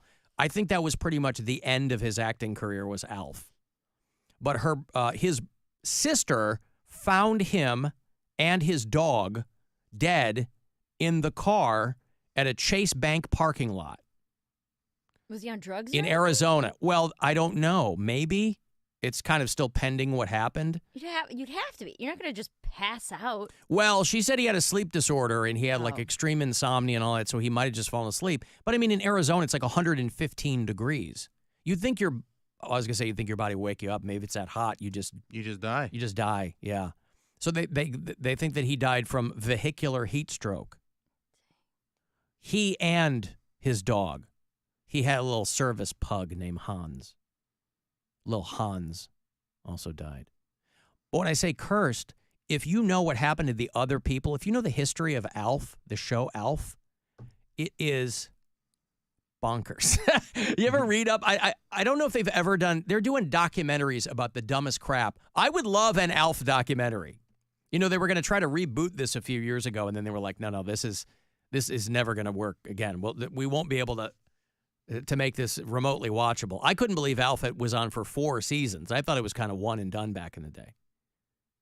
I've only seen a couple of episodes of Alf, but that was a huge show when I was a kid. for the uninitiated, Alf was an alien who came down and crashed in the backyard of this California family. And they wanted, of course, to hide him from the authorities. And so he became a member of the family. But the guy that played the dad was this actor named Max Wright. And the show basically like ruined this guy's life because he was acting with a puppet. This was a guy who had been a stage actor and things like that. And not only is he acting with a puppet, the puppet's getting all the good lines. He's getting all the laughs. And so the cast of the show was this guy and an actress that played his wife, and then this boy and the daughter. And then Alf. Some guy was doing Alf's, Willie, right, doing Alf's voice. But the guy who played the dad, this Max Wright, was just, he got so worked up doing the show because it's long days. They're like, because of the puppet thing, it was so technically difficult to make the show that they're doing like 20-hour shoots to make one episode. That's crazy. And his co-star, the one who played his wife, was like, the night that we taped the final episode, this guy, Max Wright, walks off the set, goes to his dressing room, got his bags, got in his car, and left. There were no goodbyes. He's there was no done. Yeah, she was like, there was no joy on that set at all. It was just a nightmare with everything. And then you might recall some years later when the National Enquirer, that guy went fully downhill. He's been dead for a few years now. But remember when they found him shooting gay porn with homeless dudes in a crack house? Yes. I mean, it was like a Mad Libs. Some guy saw Max Wright on the street or something. He was like, oh, that's the guy from Alf. Obviously, he was much older and looked kind of decrepit. But some dude from the National Enquirer kind of followed him or whatever. This guy walks into this crack house, and he's like paying these guys to do stuff with him. So his wife kicked him out, took the kids. But he had, he was on the Norm show with Artie and Norm. Yeah. He was the guy that owned Central Perk on Friends. Like, he was one of these actors in the 80s and 90s. You knew the face. You knew Max Wright's face. But the Alf thing just put this guy in a spiral. Because I think he was so associated with that show, and it just made him so angry that he started doing crack and doing all this other stuff, and wild. Alf made me do crack. Right. Well, do you remember a movie with Ben Stiller called Permanent Midnight? No. Okay. He was playing a guy named Jerry Stahl, who was a real guy, a longtime sitcom writer who had a heroin addiction. It was one of those rare Ben Stiller dramatic roles. It was kind of earlier in his career. And it was Janeane Garofalo was in it. But he was playing Jerry Stahl, who I think was one of the writers on Alf. So the dramatized version in Permanent Midnight was he was writing for this puppet sitcom that was kind of a stand-in for Alf. So, like, everybody, for whatever reason, it wasn't like it was the only puppet show ever. You never heard these kind of stories of people working with Jim Henson. They're like, oh, God, the guy that was Big Bird was a heroin addict. It was nothing like that. But everybody on Alf just had a terrible, terrible time. I think the female lead, the woman that played the wife, I think she retired. And now this guy who was the son on that show fell asleep and died in his hot car with Hans the pug. The dog makes it so much sadder. That's so much sadder. His little emotional support dog went with him. So maybe there's something poignant about that. I'm going to break. If you want to go see comedian Andrew Schultz, I will have those tickets for you a little bit later on. He's fresh off the Tom Brady roast, did a couple of nights at MSG. Hot dude right now. He's coming through to do Playhouse Square this fall. So if you're a fan, I'll hook you up later on. 35192. You can text me for anything else. Listen anywhere on the iHeartRadio app. With the courts and the gridiron silent, you'd think there wouldn't be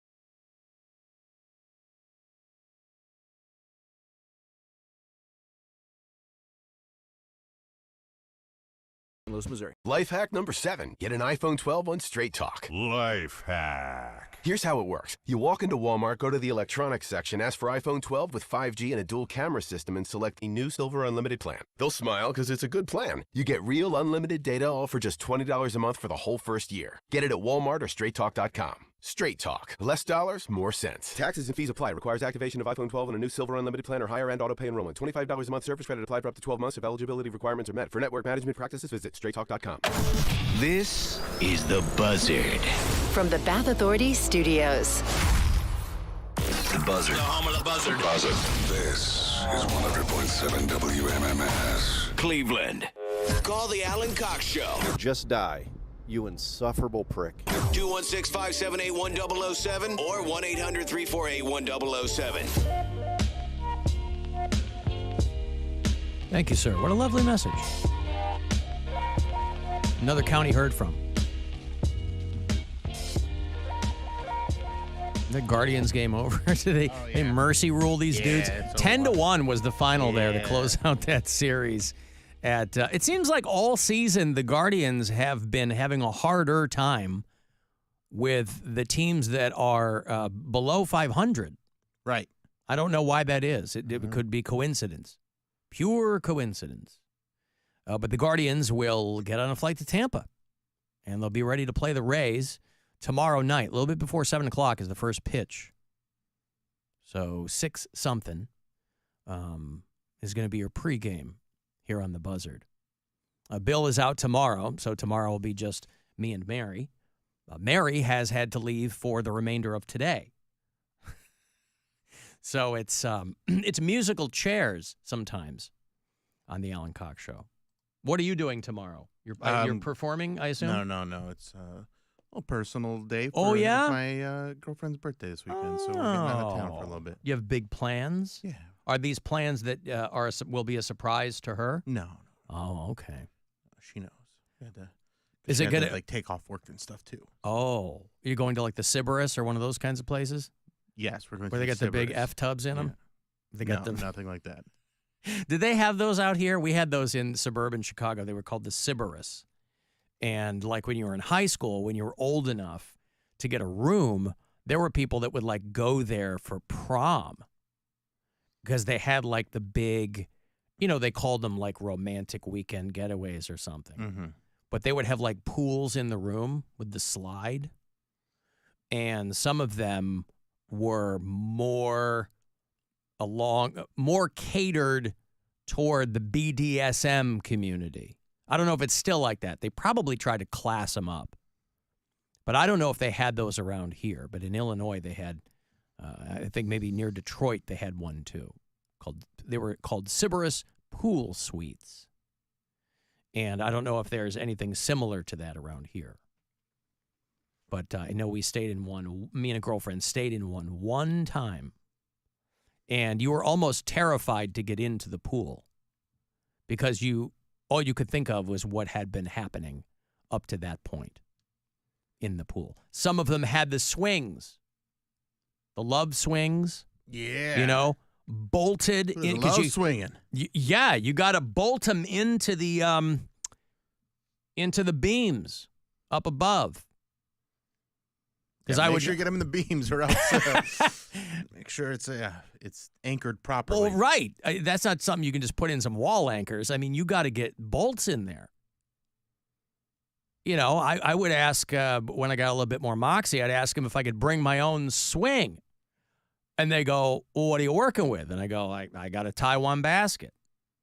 And they go, no, we can't accommodate that. I said, all right, fine. I'll use yours then. But those pools, you think they're shocking the public pools outside or at like the water parks and stuff. Boy, you go to one of those romantic pool suites, and I'm talking early 90s. I'm not talking now. Now there's probably all kinds of different health restrictions. But, hey, speaking of water sports, Captain Fun's Floating Fandango, Bill. We're going to be announcing this year's Alan Cox Show cruise on Monday. I will have full details for you. It will be happening next month. That's all I'll tell you now. But it's brought to you by Circle K. I'll also tell you that because they always end up being fantastic partners for things like this. But I'm so excited to give you all of the details on Monday. I will start giving away tickets on Monday's show, too. And we're adding some new things to the cruise this year. I will also have Cleveland Orchestra tickets for you next week, too. They are performing the score to The Lord of the Rings, first weekend in August.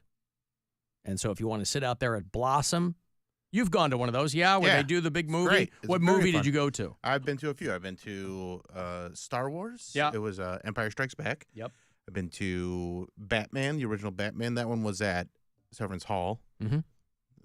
No farts. The no farts. No fart Batman. Yeah, no farts version of Danny Elfman's score. What else?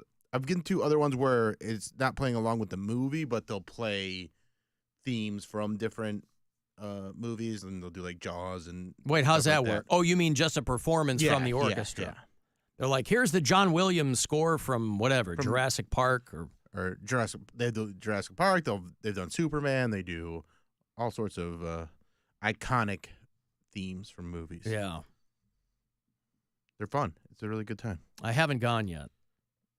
I should go. I'd like You to should go. go, yeah. I mean, I don't really have. I saw Lord of the Rings once, and that was fine. It's enough. But Yeah, I'm not super into Lord of the Rings, so that would be one that I probably wouldn't go to unless I went somebody that was more into it. Like, I'm not against it. I just never got deep into Lord of the Rings, but it's still just such a fun experience to see the movie with the score live. Sure, Like, yeah. It's a different layer to the proceedings. Yeah, so they're doing. We gave away tickets a few weeks ago. They're doing Indiana Jones and the Raiders of the Lost Ark. That'd be a good one to go to. That is the last weekend of this month. That's such a No, sorry, I'm reading it wrong. That was the end of June, so that already happened. Sorry. But next week I'll have tickets for you for Lord of the Rings: The Return of the King. Is that the first one or That's the the second third one. That's the third one. That's the third one that won an Oscar. Because the first one was called Fellowship of the Ring. Fellowship, and then the two Towers, and then Return of the King. Return of the King. All right. I had Viggo Mortensen on the show last month, and his people asked me. Obviously, he wanted to promote his new film, but they asked if I was a Lord of the Rings fan because they said a lot of people fan out on him about that, and that wasn't really what he wanted to focus on. I said, I understand, and I'm not going to fan out on him. I would fanboy out on him with Eastern Promises or A History of Violence. You'd probably those be fine aren't, with that. Yeah, those aren't exactly franchise pictures. Yeah. So Lord of the Rings, beginning of August. They're also doing an evening with John Legend out there at Blossom. And for you straight ahead orchestral fans, they're doing Tchaikovsky's Fifth Symphony. Now, what happened? And again, Bill is our resident patron of the arts here on the show. I'm not that cultured, I guess, not in that way. But I'm curious. You never see full-scale performances of the first through the fourth symphonies. Tchaikovsky really made his name on that Fifth Symphony. He was the embodiment of, if at first you don't succeed, try again. And furthermore, did he top out at 5? Is there a Tchaikovsky's Ninth Symphony? There probably is. But anytime it's performed, it's always at 5th. So I don't know, but that's what's going on. So anyway, I plead the fifth. I will have those Blossom Cleveland Orchestra tickets for you next week. Wolfie Van Halen's coming back too. Want to go see him and his band? I'll do that. Bush with Jerry Cantrell and Candlebox. Bush is doing a greatest hits tour. We had them on the return of Buzzard Fest last year. Of course, this summer, we're not doing Buzzard Fest. So many things go into that. So many things go behind the scenes. 1,000 things have to fall into place and work right for that to happen again. And I imagine it will at some point, just not this summer.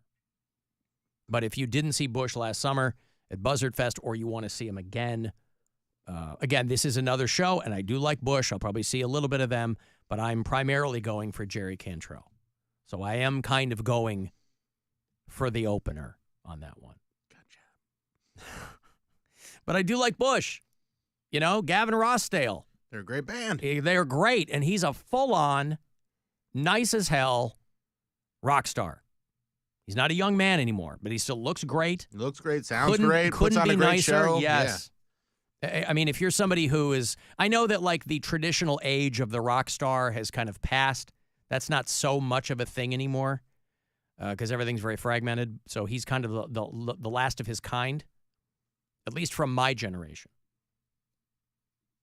Past generations, you still got the Stones out there, and you still got the, Journey and Def Leppard. They're coming and all that. That's fine. But I will have those all for you next week. I wonder what's going to happen when there's no more real arena rock bands anymore. Well, I think that they're, like, you look at, they just announced that Imagine Dragons tour, and obviously I think they blow, but a lot of people don't. A lot of people love them. But are they doing, I mean, not even arena, but like stadiums? Like, who are the next generation of a stadium legacy acts? Well, I think of a band like Coldplay. Okay. That's a band where I didn't even realize they were still packing stadiums, and then they did like frigging 2 nights at Soldier Field last summer, so I'm like, wow, I am way off.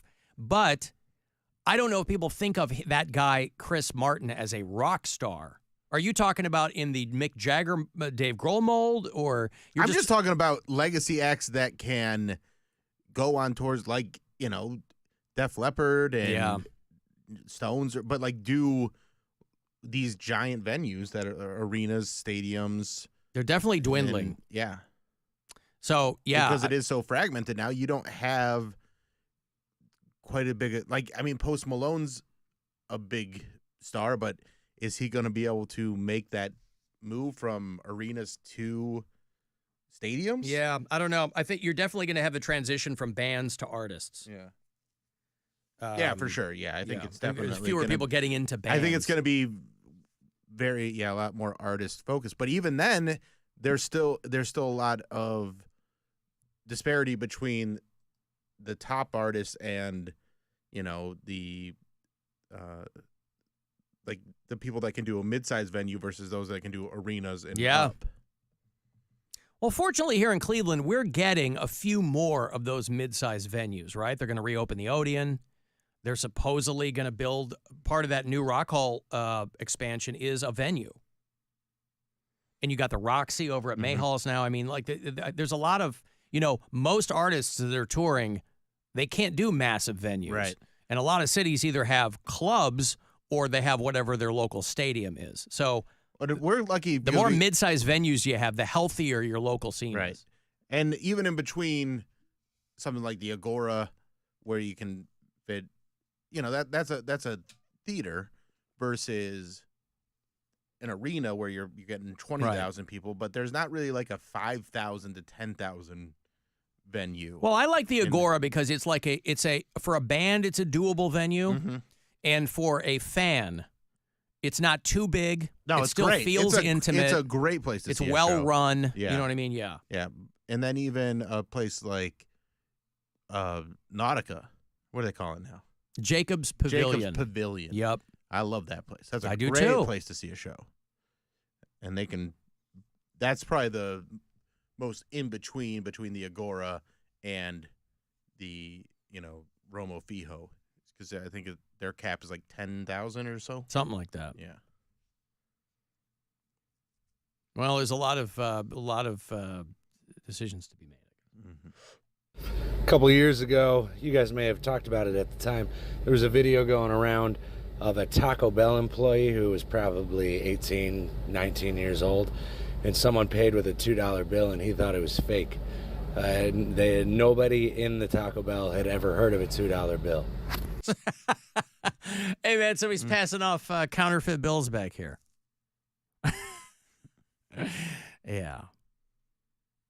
Well, here's what I think, because, again, the $2 bills are still out there. They're still in circulation. It sounds like some people are.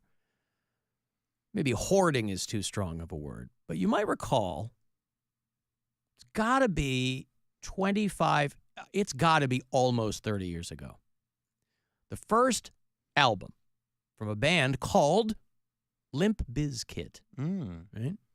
It was called $3 bill, y'all.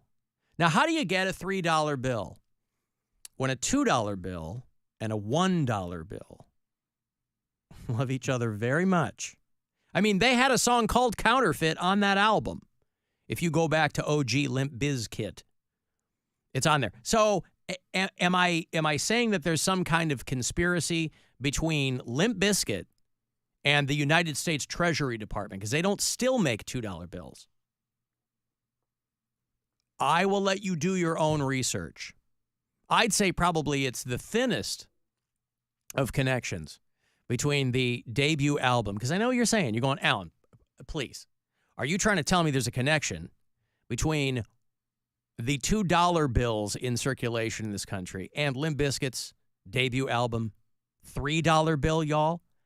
I'm not saying there is. I'm saying you can do your own research. Isn't that what people like to do now? They like to do their own research. That's what people are saying all the time. I'm disagreeing with you. Do your own research. What could go wrong with that? Alan, they do have those F-pool places outside of Toledo. My wife and I have gone a bunch of times. Each pool has a massive filtration and treatment system. Yeah, well, that's why those rooms are expensive. That's disgusting. What's the name of this place so I can avoid it? Yeah, so it's probably next to, what was that? Is Connections still open in Toledo? No, they've been gone for long time, right? 10 years, 12 years. All right. I miss Connections. Connections is great. There was two. There was one in Lansing as well. Oh. And I remember the first time I went to the Lansing one, there was like a hot tub place down the street from it, and I was making fun of it, and people were loving it. Yeah. Because it was, just like a hot tub. You go in with your lady, you get in a hot tub, and then you can bring some drinks, do what you're going to do in the hot tub, and then get out of there. Yeah. Yeah. Gross. But that's a full array of options. That's a broad spectrum experience right there. Mm-hmm. Alan, Greta Van Fleet can do big venues. Yeah, that's one. That's actually a great. It's a good example. They are young, and they're young, and they're building an audience that is showing up at arenas, and they could, I see someday, make that leap to doing a stadium tour. But I'm wondering. I mean, country music has plenty of people that can do that. Yep. I'm wondering though what the trajectory of Greta Van Fleet will continue to be. Now that they have kind of gotten out of their we're just ripping Zeppelin off phase. Because they're young guys. Yeah. You know, your influences are all over you. And so they come out of the gate. The reason they had such a broad audience is because they sounded like Led Zeppelin. But if they can keep putting out music that people enjoy, whether or not it sounds Zeppelin-esque. Right. Is one thing. Because you got a band that was like the pre Greta Van Fleet was Wolfmother, where they also sounded just like Zeppelin, but they were kind of a couple albums and out. They were. Yeah. Yeah, from Australia, I think. Great band, though. I love Wolfmother. We were playing them when I was on in Chicago. We were playing, Woman was the big song from them. Yeah. And they were trying to kind of get it going. And Joker and the Thief and White Unicorn. Mm-hmm. I think they're still around. Yeah, but I just don't think I don't think they've leveled off. You think so? Yeah.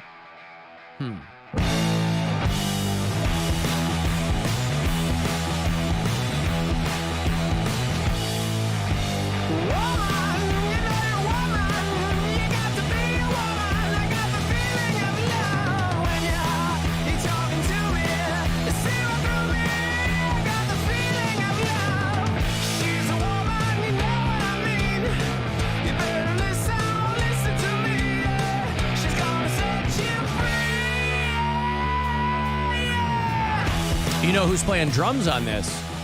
The great Josh Freese. Oh. Who's now the permanent member of the Foo Fighters. Yeah.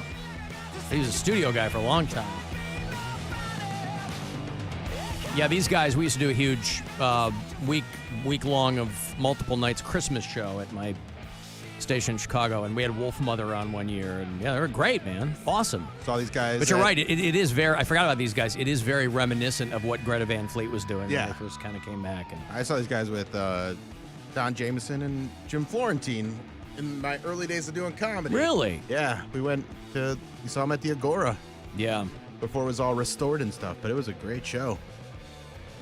Yeah. Yeah, there was maybe 15, almost 20 years ago, there was a whole spate of like those kinds of bands, like Jet was coming out of Australia, Jet, and Wolfmother. They were a Queen ripoff. Who was it? I don't know. Foxy the Shazam? Darkness. Oh, yeah. The Darkness. I believe Where in a did thing they called go? love. That's a great song.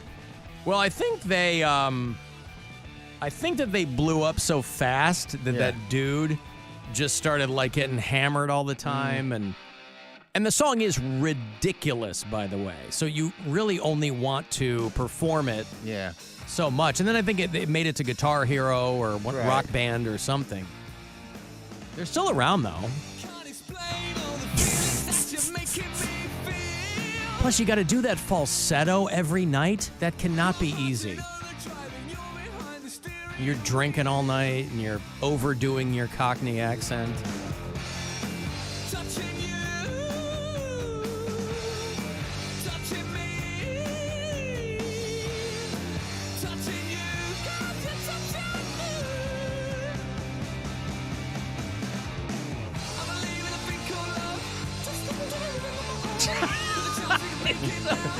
I mean, at the time, everybody was like, "Oh, this song's really good," and when you hear it pop up now, you go, "This song's terrible." No, it's great. I love it. Oh, it's so. Oof. But Jet was great too. Yeah, Jet was great. Yeah, Måneskin. Somebody suggested. Boy, this company is trying to make Måneskin happen. Something fierce. They're from Italy, and they're like doing this kind of like glam rock thing. It's fine, but I'm like, okay, whatever. I like the Struts. They kind of have that nostalgia factor to them, but they never really popped that big. Remember the Hives? Oh, the Hives were Hives good, were another one, yeah. All that iPod advertisement music was that's right. Was very The Strokes. And, Oh, the Strokes in Sam Morrill's new special. I just watched it. Yeah, last Reptilia night. is the song he walks out to, and it's like he got the rights for Reptilia by the Strokes, and I was like, that is awesome. Yeah, no, that's a great song. I watched it last night. Funny, right? Yeah. This song, and this Reptilia, yeah. All right, Liz, I got to take a break here. I'm late. I will have another $1,000 for you right around 4:30. And coming back, I'll have those tickets for comedian Andrew Schultz. Want to see him? He's doing Playhouse Square this fall. 35192. Text me for anything else, and we'll be back. This is the Alan Cox Show. Everywhere on our free iHeartRadio app or whatever smart device you have. Just tell it to play the Alan Cox Show on iHeartRadio. From the Mr. Hero Waffle Doodle.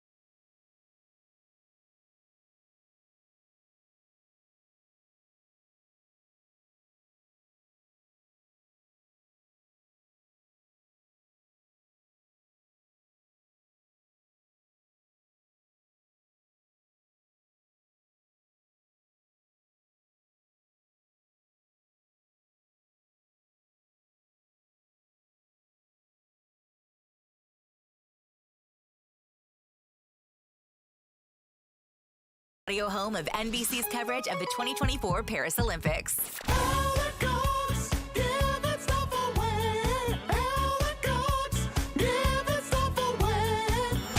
All right, you want to go see comedian Andrew Schultz. Did the Tom Brady roast, killed it there. A couple of nights back-to-back at Madison Square Garden. He's coming to Cleveland this fall, Friday, September 20th. You can see him at the State Theater down here at Playhouse Square. PlayhouseSquare.org always has the details on this and all their shows. Caller 10, this pair is for you. Good luck. 2 for Andrew Schultz in September. 216-578-1007 or 800-348-1007. Brain dead entertainment throughout history. The cup and ball, the yo-yo, Pong, the Alan Cox Show. On 100.7 WMMS.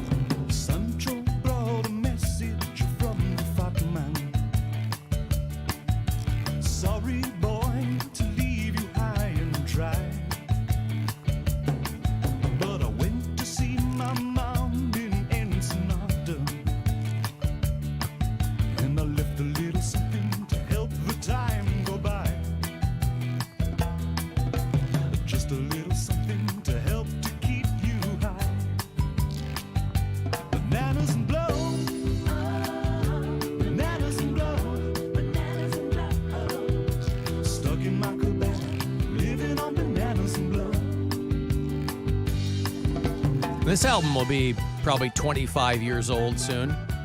The White Pepper record from Ween. That's a good one, too. I got more money for you here in probably 5 or 6 minutes. Another $1,000 courtesy of the Buzzard Bookie. It's deadly silent out there in the suite. Yeah. Usually there's one of the radio stations on over the loudspeaker, and there's nothing going on out there. Walked out to get a drink in the break. Bill and I were both out there. Yeah, it's weird. And I'm like, it's weird. Does that mean one of the stations is off the air? No, I don't think somebody turned it off. No, because I think they're usually just running the app over the speaker. Oh, okay. So, I don't know. But walking out there, it was a little jarring to hear nothing going on because the place was full this morning. There was a sales meeting or a staff meeting or something. And so the place was humming this morning. But then, of course, you know, everybody's got to get out there and pound some pavement. Everybody splits by noon. Right, so, yeah.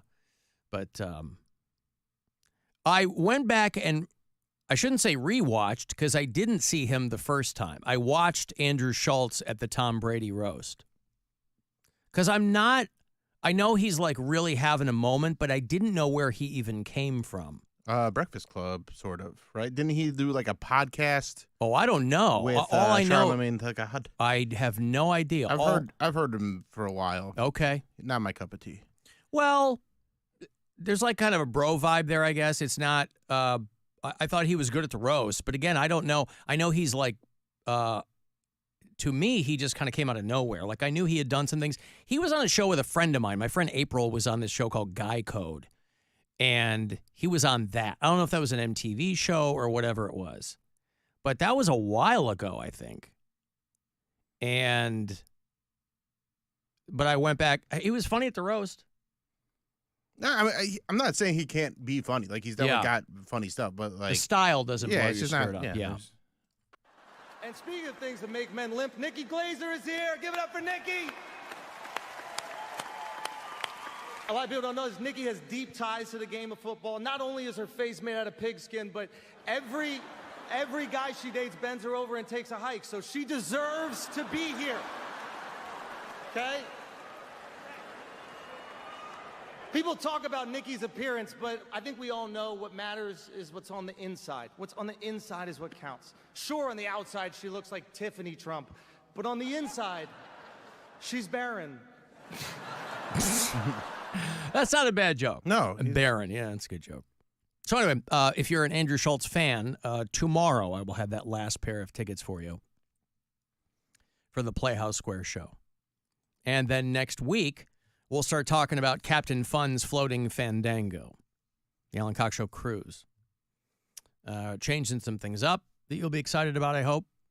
And so I'll have all the details for you on Monday, and we'll start handing off tickets for that. I will tell you where I'll be out and about doing ticket stops during the month of August.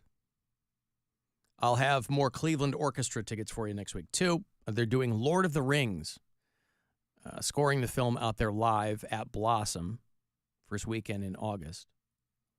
And then we're going to continue to be handing off these keys for the Harley that we're giving away, the Buzzard bike. I already did mine. The times change. So mine today was the very top of the show. Rover does one in the morning, and then he tells you the times that Stansbury and I are going to be doing ours. So it does move around. So make sure you hear Rover tell you. And then all three of us are giving away these keys. Dieter's going to be out doing some appearances as well. We can qualify for the key there. But we have a brand new Harley-Davidson Sportster that one person will ride off on. 1250S. It's a good-looking bike. Speaking of comics, you saw John Mulaney made Olivia Munn his betrothed. You know, they'd been together for a minute. Now. They're married. Oh, they're married. Okay. They got married. Made it official. We got to hand it to John Mulaney. This guy, he got clean, and then he did a Naruto run into everything you're not supposed to do in recovery, right? Right. They're like, yeah, you got when you're in recovery, like that no first relationships. Yes, that first year, you got to just be by yourself. He got a new girl. Got her pregnant. They had an oops baby. Yeah. I mean, everything seems to be going great, but hard to say. I know his ex-wife was surprised. Whatever happened? Didn't she have a book that was supposed to come out and tell her whole side of the story? Did it ever come out? I think that it did. Yeah. Seems like. Well, because we talked about it at the time, and it's called Men Have Called Her Crazy. And I'm sorry, it's coming out next month. Okay.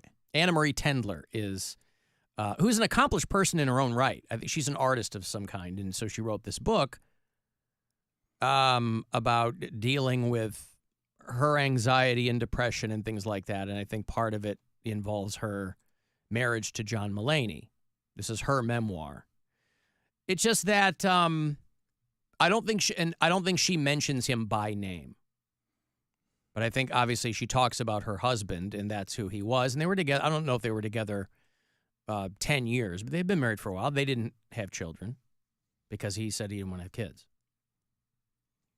But you never know when that's going to happen, right? You meet Olivia Munn, and you leave it in. Sam Waterston officiated their wedding. This was not a big affair. I think it was the two of them and him. If you remember the show, because I wasn't clear on the connection either, but if you remember an Aaron Sorkin show on HBO from years ago called The Newsroom, Olivia Munn was on that. Oh. She's had a wild career, too. Olivia Munn used to be just the hot video game girl on G4. Remember G4? Yeah. She was on something called Attack of the TV, Show. Yeah. And she was the hottie on that. And then she was on The Daily Show for a cup of coffee. And she was pretty good. I mean, she got good timing, but I don't even know if she was on that for a whole year. And then she was one of the X-Men. In, I think, that second one. I think that Brett Ratner X-Men. She was in that. No, she was in the one that was... it was like the last one. It was Apocalypse. X-Men Apocalypse. Oh, she was in that? Yeah. I thought she was in X2. No. And she was in... Brett Ratner's was X-Men... United or something like that? X-Men... X2 was United. Mm. X3 was... Man, what was it called? I don't know. X-Men 3. X-Men The Last Stand. Oh. That was the Ratner one. All right. She was Psylocke. Yeah. If you're a comic book nerd and you remember your... So, yeah, she's good and stuff, and I think she's super foxy. But she was on The Newsroom with Sam Waterston. He was the big boss on that show, and so I guess they're still tight, and he officiated their wedding. And Sam's wife was the only witness. So They're married now. They have a little 2-year-old boy named Malcolm. But again, I'm always curious. You know,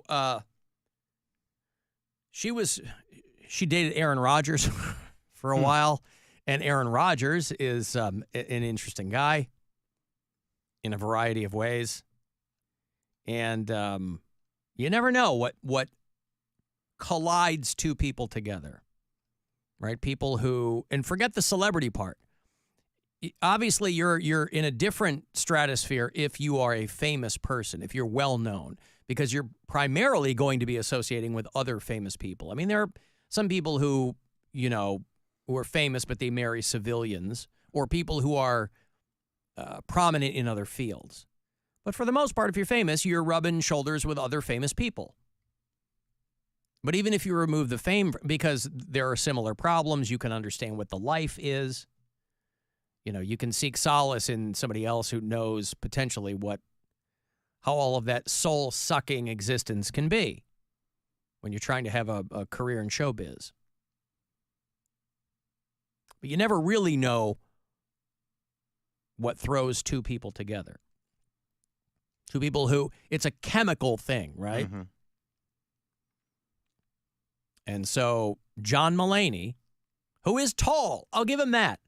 He's spindly, and he's not everybody's cup of tea. Mary is not a fan of John Mulaney. But he's a lot of people's cup of tea. I think John Mulaney is very funny. I think, but that's, you know. Right. I think he's funny. I think he's a very good joke writer. I think he has a natural, organic, and he has a lot of darkness in him, obviously. Yeah. Even before all this, if you were reading between the lines, John Mulaney had there's a lot of pent-up stuff there. Well, he also wasn't shy about it. He's talked about his drugs, like his addiction problem, in every special. Yes, he has. And people also talk about how he's a clean comic, and he's like, no, I'm not. I swear. Yeah, right. Yeah, but it's his delivery and his voice and his persona, where even though he was talking about his addictions and things like that, people were like, oh, but it was probably this. Yeah. But then he did the one special where he talked about all of it, and people were like, oh, my God, it was not that. It was this. It was a lot, yeah. And that's really funny. And it was more current than we realized. We didn't realize there was a relapse in there a couple times. You know? Right. So, yeah, his ex-wife's book, and Olivia Munn was dealing with breast cancer and all that kind of stuff. So the two of them have a lot of things going on, as any two people will. But they found each other, and let's hope they make it all work. Can't imagine you're going to have many relapses if you have Olivia Munn at home. Keeping an eye on you. I got money. Well, it's not mine. It's from the Buzzard Bookie. It's $1,000. You got a couple of these left. Next hour will be the last one today, so don't waste them. Listen closely, and I hope you win. This is your chance to bet with the Buzzard Bookie and win $1,000 now. Enter this nationwide keyword at WMMS.com. Grand. That's grand. Enter it now at WMMS.com. I was reading something that, for whatever reason, really made me upset this morning. Where is that? It was an article on what they call revival trusts. Which is rich people who want to hoard their money beyond the grave. This was I don't remember where I read it. It's probably making the rounds, but it was in one of the business websites this morning. Where is that? Revival trusts. About people who are putting the bulk of their money into cryonics, so that when they can be revived in the future, they'll still have their money. Now, mind you, there is zero evidence that cryonics is even possible. So these people are investing in the possibility of this being a thing. And these cryonics companies will happily take your money because they're indemnified from everything. They're just putting your head on ice. And forget the future. Forget if money will be the same. Forget it. I mean, the fundamental problem with any of this cryonic stuff is it's reliant on the American power grid. You know, if there have been famous people in the past put their head on ice, or Ted Williams kind of being the one that Disney? people refer to. Yeah, right. It's like there's a power outage of any length. Guess what? Doesn't matter how much money you've got. Now, I guess I'd rather see this than the people who leave their money to their pets. But the guy that they were profiling, what I read, was that he was going to leave a little bit of money for his children, but the rest of it was going to go into this revival trust. This thing where he was going to be, again, I don't know what the standard procedure is. You know, the stories are all that they cut your head off and they put it, they deep freeze it so that when the technology in decades or centuries or whatever, the theory is, you know, when it gets to the point where they can attach your head to some new body or something. And then these people are thinking, well, every bit of a culture and technology will advance to that point, but somehow money will stay the same. Money is not even staying the same now. So, but I'm just reading this. I'm like, these frigging people, they're like, I am going to, with my literally cold, dead hand, going to clutch the old phrase, you can't take it with you. And what if you come They're back? like pharaohs who were buried with all of their gold and jewels. So they're modern day pharaohs. What if you come which back? Is equally ridiculous. They do figure it out, but it's just agony, and you can't die. What do you mean? Like they figure out how to bring you back. Yep. They figure out the. Oh, you're in constant pain. You're in constant pain, but maybe not even pain, but just like it's maybe it's like the Futurama, like where you're a head in a jar, like you're just something terrible that's not even worth living. Yeah. Or what if there is a paradise that you crossed over to and you're so happy in your afterlife, and then all of a sudden you're back on Earth. In a post-apocalyptic whatever. Yeah, I got all my money. Or some sort of dystopian future that just sucks. Yeah. And they're like, hey, this is what you paid for. It's like, no, send me back. Yep. Well, that's the thing. Everything has to go right for this to work out. Mm-hmm. Like I said, and fundamentally, you're relying on the American power grid. So I don't know if there are any cryonics facilities in Houston as an example, but, you know. Listen, Futurama was never my favorite show, but I do have some fantastic associations with it. Mentally. It's one of my favorites. I got a break. If you want to send me a text for something, 35192 is how you do that. You can watch the show live if you like at alancoxshow.com. Listen anywhere on the iHeartRadio app. With a gleam in his eye, a grin on his beak, and a glorious golden mullet blowing in the wind, the buzzard rides. When the buzzards bite, a 2023 Harley fit for the buzzard himself can be yours. Yo, Cedar, join me this Saturday afternoon from 6 to 8 at the Solid Gold Lounge in Cleveland for your chance to win a key that can start the buzzard's bike from Budweiser and 100.7 WMMS. Your afternoon drive is brought to you by the Ken Ganley Auto Group, Ohio's #1 automotive retailer. Hey guys, it's Mary, and you will never believe where I just was. I went behind the scenes at Chipotle and saw how they make their guac fresh in store every day. I watched as Devontae and his amazing staff at Berea's Chipotle started with avocados and then actually scooped and mashed them by hand. They actually let me mix in the salt, lime juice, red onion, jalapenos, and cilantro, giving me a whole new appreciation for that fresh guac I already love. Grab some today by stopping into your local Chipotle or ordering in the Chipotle app or at chipotle.com. eBay Motors is here for the ride. Go ahead, feel your engine. Admire that perfectly installed exhaust. Your vehicle's moving along this freeway like it was made from fresh installs and a whole lot of love. With eBay Motors, you get over 122 million parts to keep it running. And with eBay Guaranteed Fit, they'll be the perfect fit every time. Plus, at these prices, well, we're burning rubber, not cash. Keep your ride or die alive at ebaymotors.com. Eligible items only. Exclusions apply. We'll double your down payment up to a total of $5,000 at Ken Ginley Kia. Your $1,000 down becomes $2,000 down. Your $2,000 down becomes $4,000 down. Your $2,500 down becomes $5,000 down. An offer like this is worth repeating.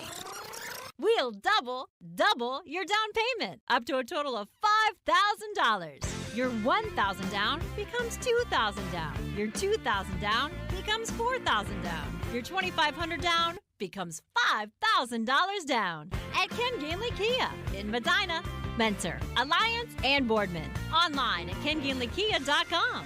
Tell them McKinsey sent you, because I want to see you in a Ken Ginley Kia. Double Down Match is a dealer discount on select new Kias purchased at MSRP. Example 24, Telluride MSRP 52,285, 2,500 dealer discount. KMA rebates assigned to dealer plus tax, tag, title, and doc fee on approved credit through KMF expires 8/5/24. Keep it twisted all year long with Twisted Tea Hard Iced Tea. Twisted Tea is real iced tea that packs a punch with 5% alcohol. Tastes great at the beach, the mountains, or even in your backyard.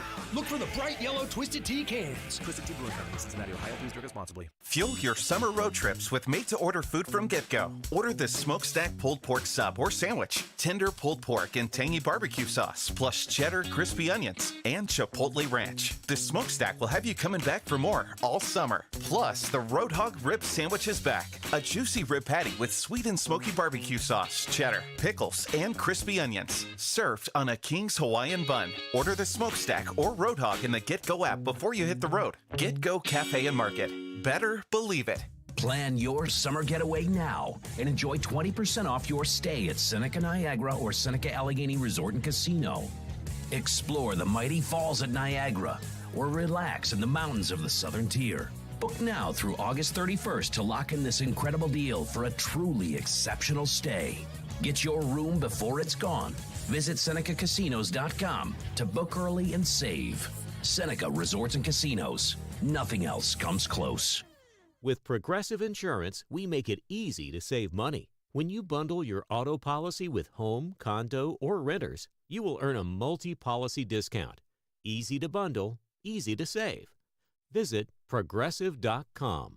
Did your mobile provider just increase their prices again? Switch to Spectrum Mobile, the nation's fastest growing mobile provider. With Spectrum Mobile, you get unlimited talk, text, and data, plus nationwide 5G. Switching to Spectrum Mobile has never been easier. We'll pay off your phone balance up to $2,500. Stop dealing with price hikes from your cell phone company. Get Spectrum Mobile. Visit spectrum.com/itpays-to-switch for full details. Offer subject to change. Service not available in all areas. Restrictions apply. Join us for Bryan and Stratton College's 170th anniversary bash at our Parma campus on July 18th from 4:30 to 6:30 p.m.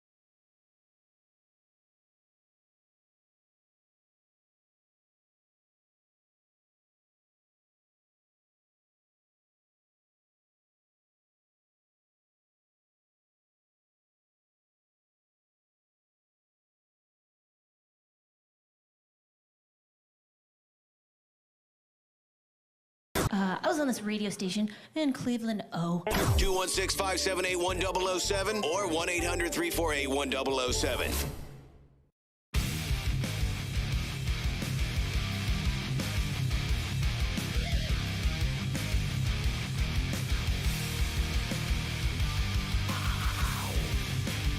$35192 if you want to text me for anything in here. AlanCoxShow.com is where your pictures will fly through the air. Who's helping out today? I didn't even look. Flank DeForkington. Mm-hmm. All right, good. Thank you so much. Much appreciated.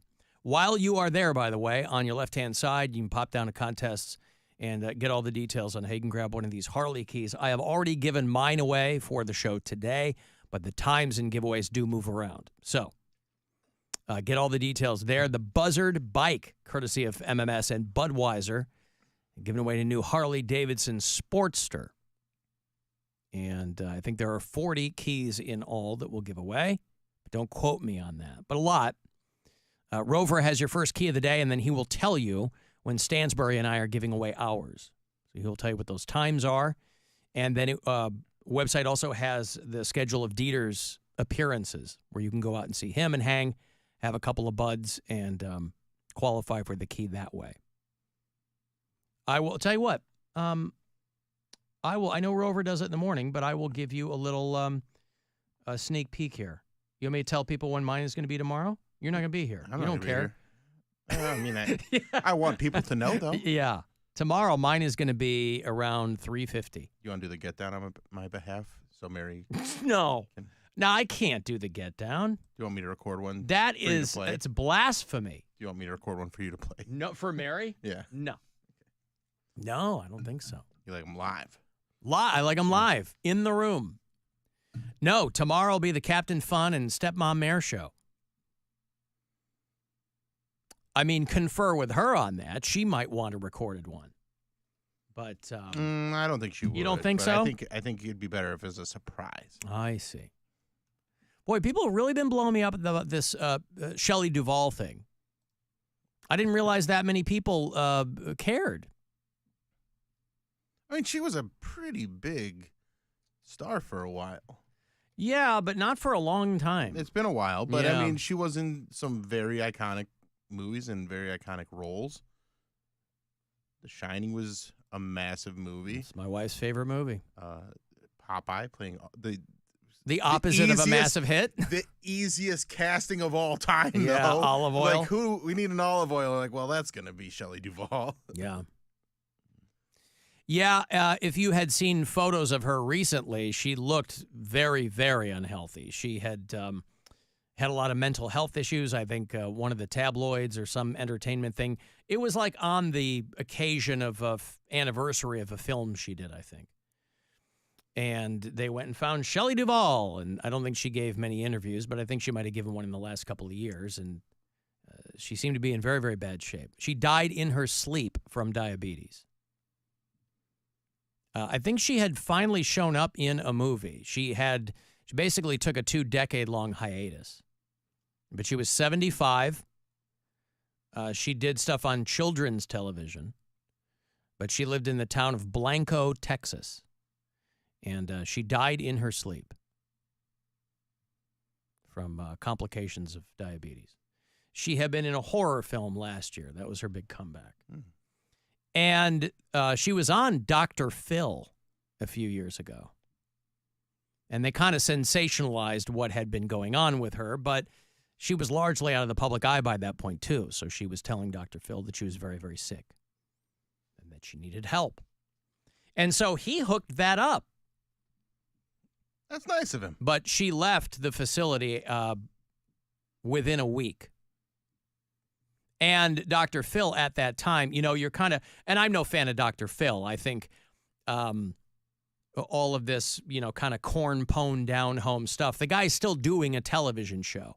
And when you're doing that kind of, I don't think it's on anymore, but when you're doing that kind of show, it's going to be largely exploitative of the people who are on. Now, they're agreeing to be on. they're complicit in everything that's happening, but you don't know how that's going to spin out of control. But I know he got some pushback after having her on. You're kind of damned if you do, damned if you don't. Because it's not like anybody else was coming to Shelley Duvall's aid.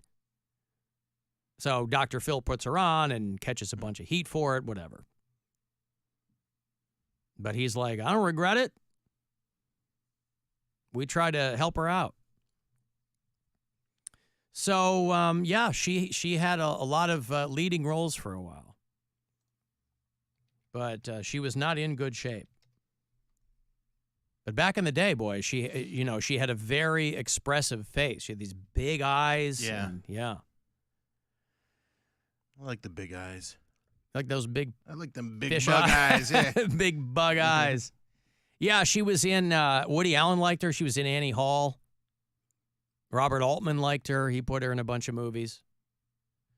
But yeah, Olive Oil and The Shining were really the big ones that in the 80s, late 70s. She was in, remember Time Bandits? Yeah. They're rebooting Time Bandits as a series, right? An Apple TV show, yeah. With Lisa Kudrow, oddly enough. It could be entertaining enough. But yeah, Time Bandits is a great British film. And she would show up in things. There was a Soderbergh movie. I don't remember the name of it. I remember in that a long time ago.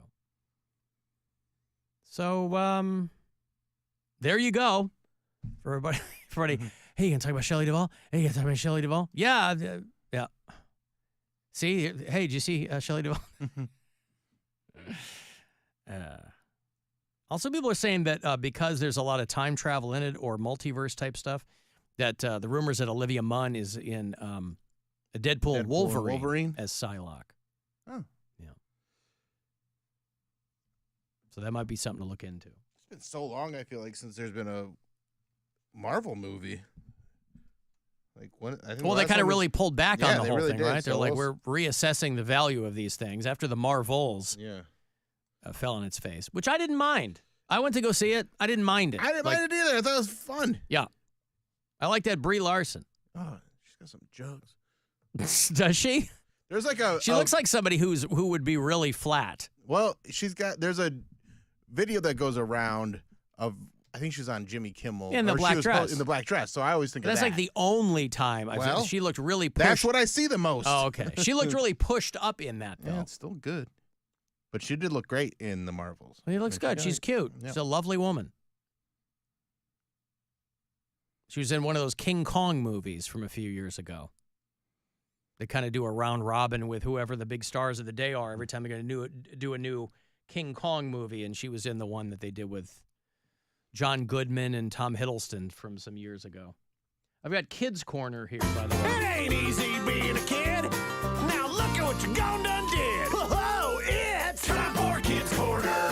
Kids Corner. Speaking of some pushback, Chick-fil-A is kind of getting dragged right now because they have a summer camp where families can pay upwards of $50 to have their kid work at Chick-fil-A.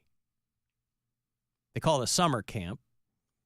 They say that this is a way for kids to learn customer service skills because it's never too early to train the next generation of wage slaves. So why not? Summer camp for children. Targeted to kids between 5 and 12 years old. Now, it will not shock you to learn that this is in Louisiana. One of those states, a lot of these red states now, they're playing real fast and loose with the concept of child labor. I love it. Who can we pay less? Kids. And so they're like, oh, well, this is a great way for kids to learn. Now, are there valuable skills in dealing with people publicly? Absolutely.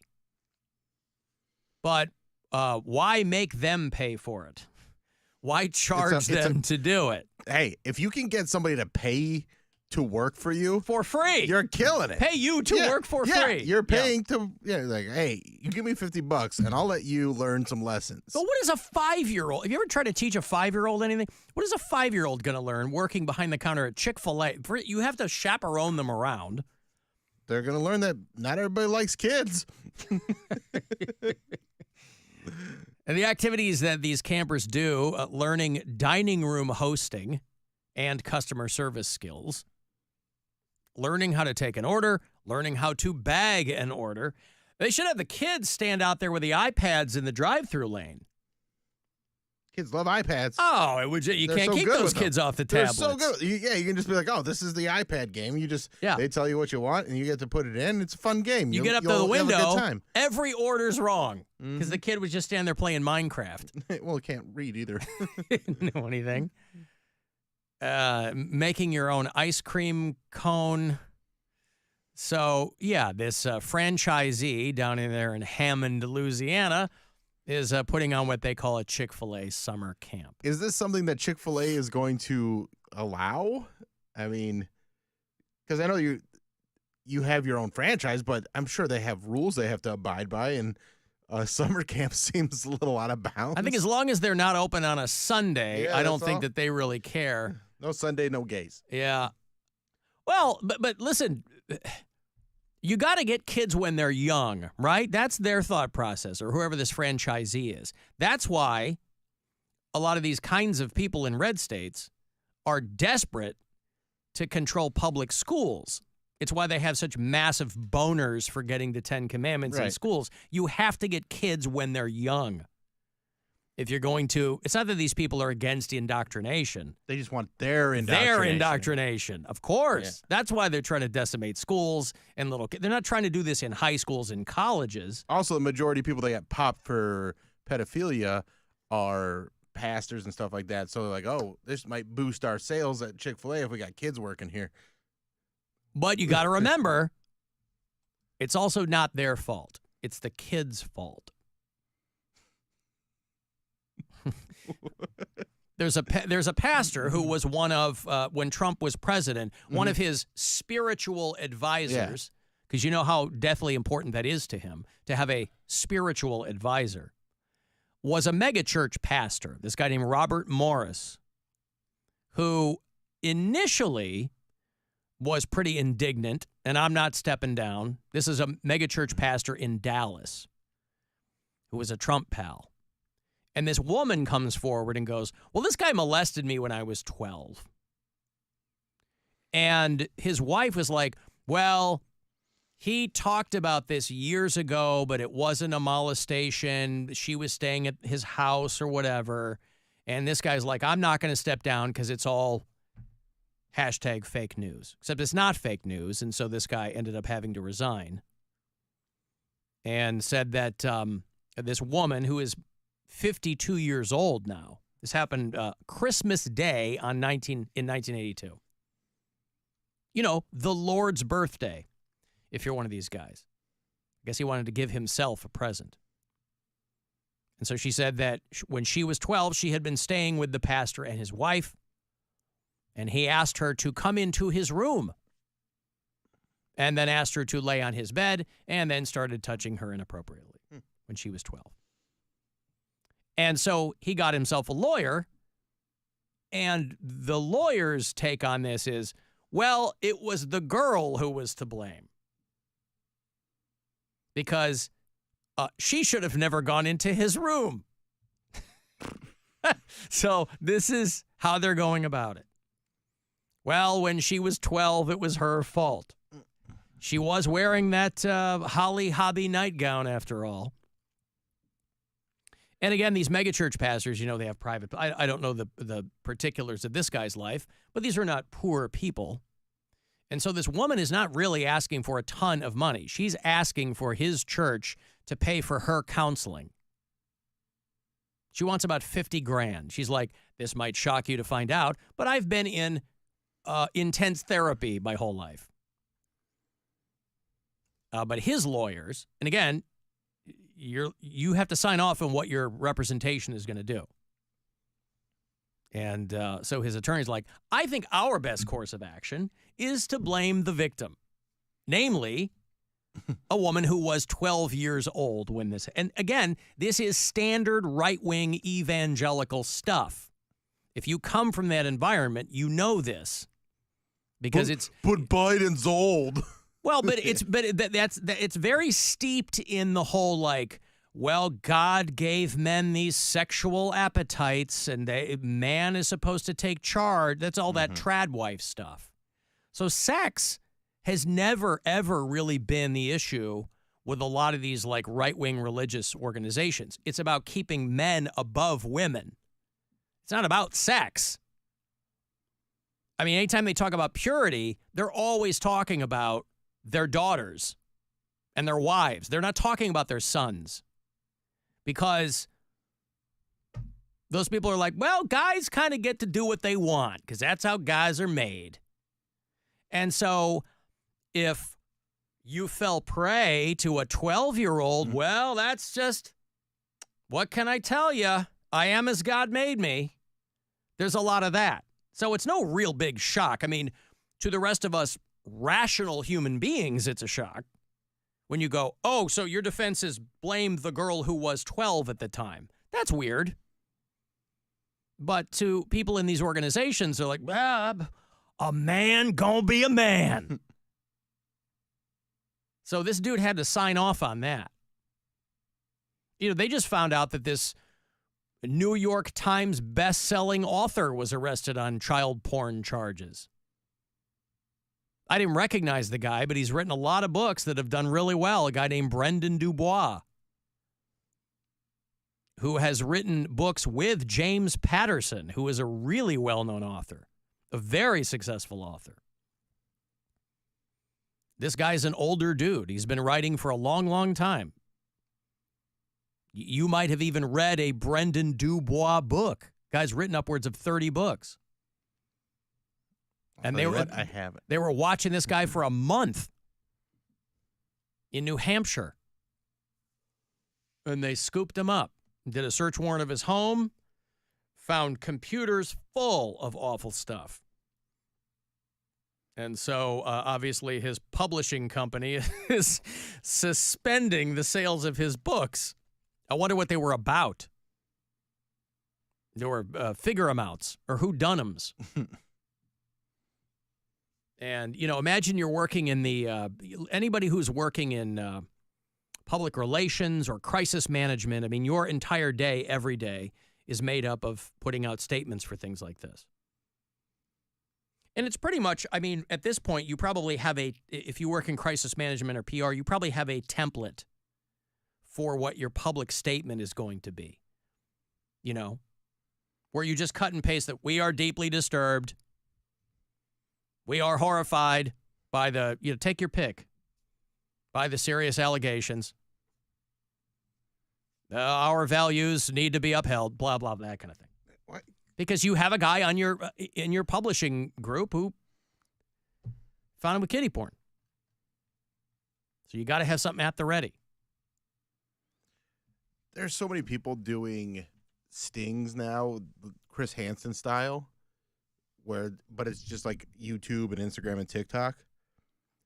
And it's crazy how many people know they're walking. They're like, I have a feeling this isn't like they talk about it the whole time. Like, I knew this wasn't the real thing, but I just couldn't help myself.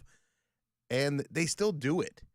It's a crazy thing to know you're going to get in trouble or have that feeling like you're going to get in trouble, but the odds are you'll get away with it, or the odds there's a small chance you'll get away with it, and you're like, I'm going to play for that small chance that I'm going to get away with doing something terrible. They get a full head of steam. Mm-hmm. I can't control my horny level. Exactly. Hey, Joe. What's up, Alan? How are you? All right, how you doing? Good, man. Hey, man, it drives me crazy. I don't know what you got, how you always blanket Republicans together. You have no idea if this was a Republican person or a Democratic person. You always just wait. Who are we talking about? Which guy? The church. Well, when you were talking about churches, you were saying these churches say worry about our women, but the boys can do anything. That's such BS. I don't even know where you come up with that from. Because that's what they say. No, they don't say that. Joe, it's their words, not mine. I'm not making it. I'm not pulling this out of whole cloth. That's kind of the stated goal of the whole thing. You think these church leaders are standing up in front of the press or whoever, the elders or whatever, and saying, you know what, we watch over our girls, but our boys can do whatever they want. That's garbage. Well, you have to look at what they do, Joe. Okay, take what they say out of it then. I'll give you that. If you want to say they don't say that, fine. I've heard them say it, but okay. Say what they do then. Watch what they do. Okay, so there's not bad teachers that do the same thing that are maybe Democratic? Wait. How did we get on to teachers from a pastor who's been accused of molesting a girl?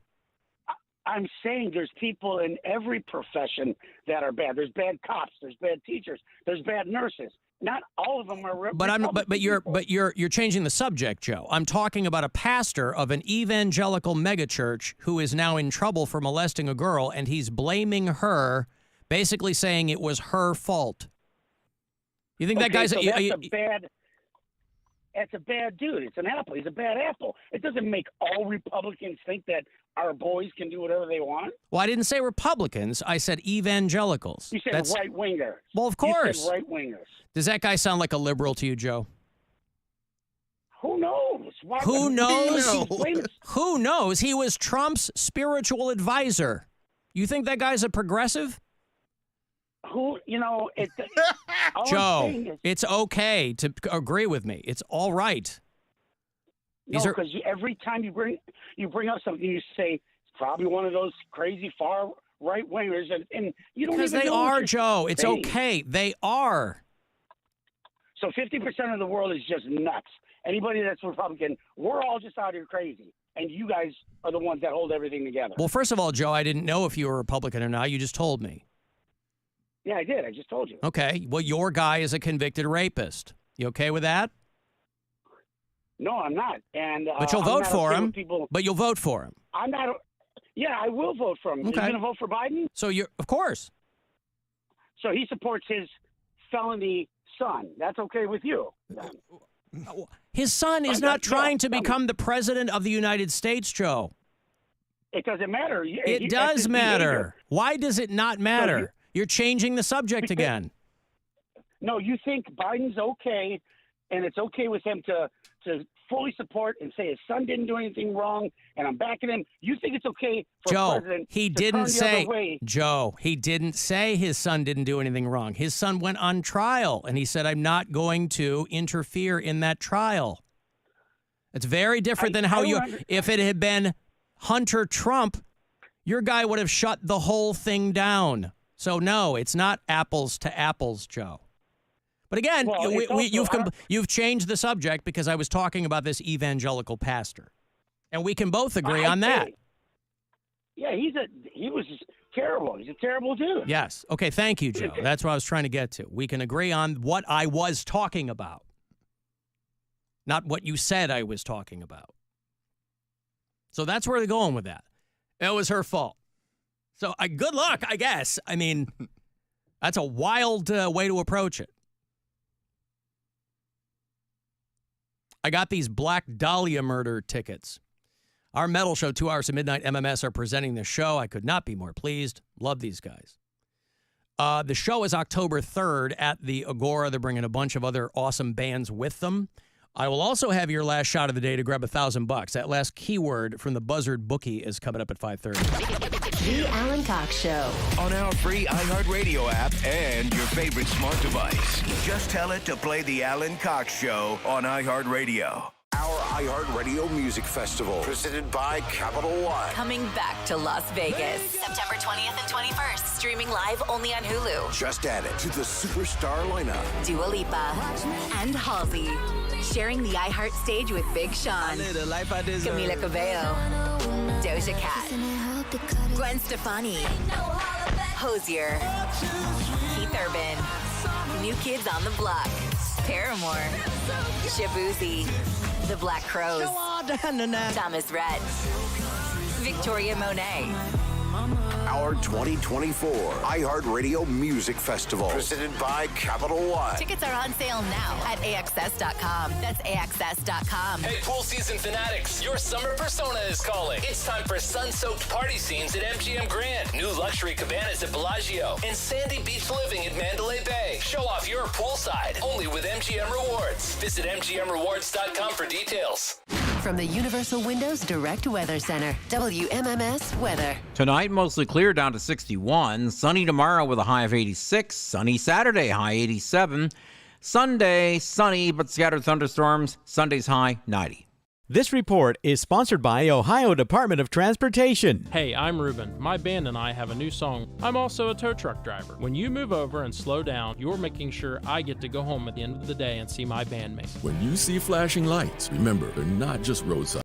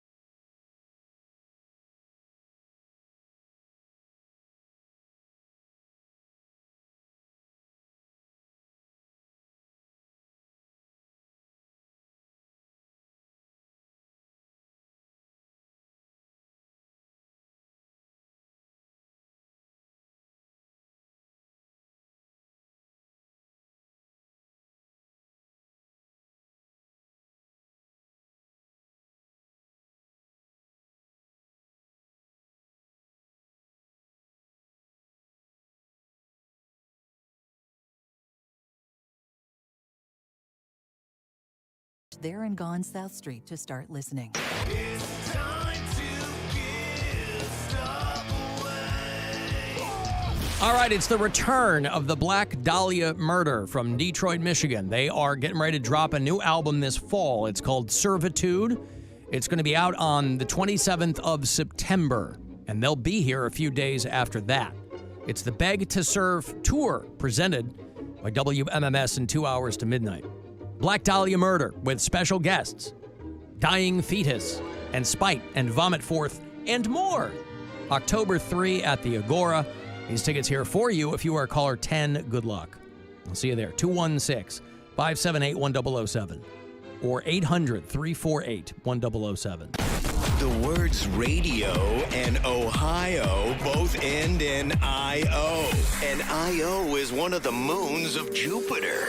Have fun trying to figure out whatever the that means. I-O, I-O. It's the Alan Cox Show. On 100.7 WMMS.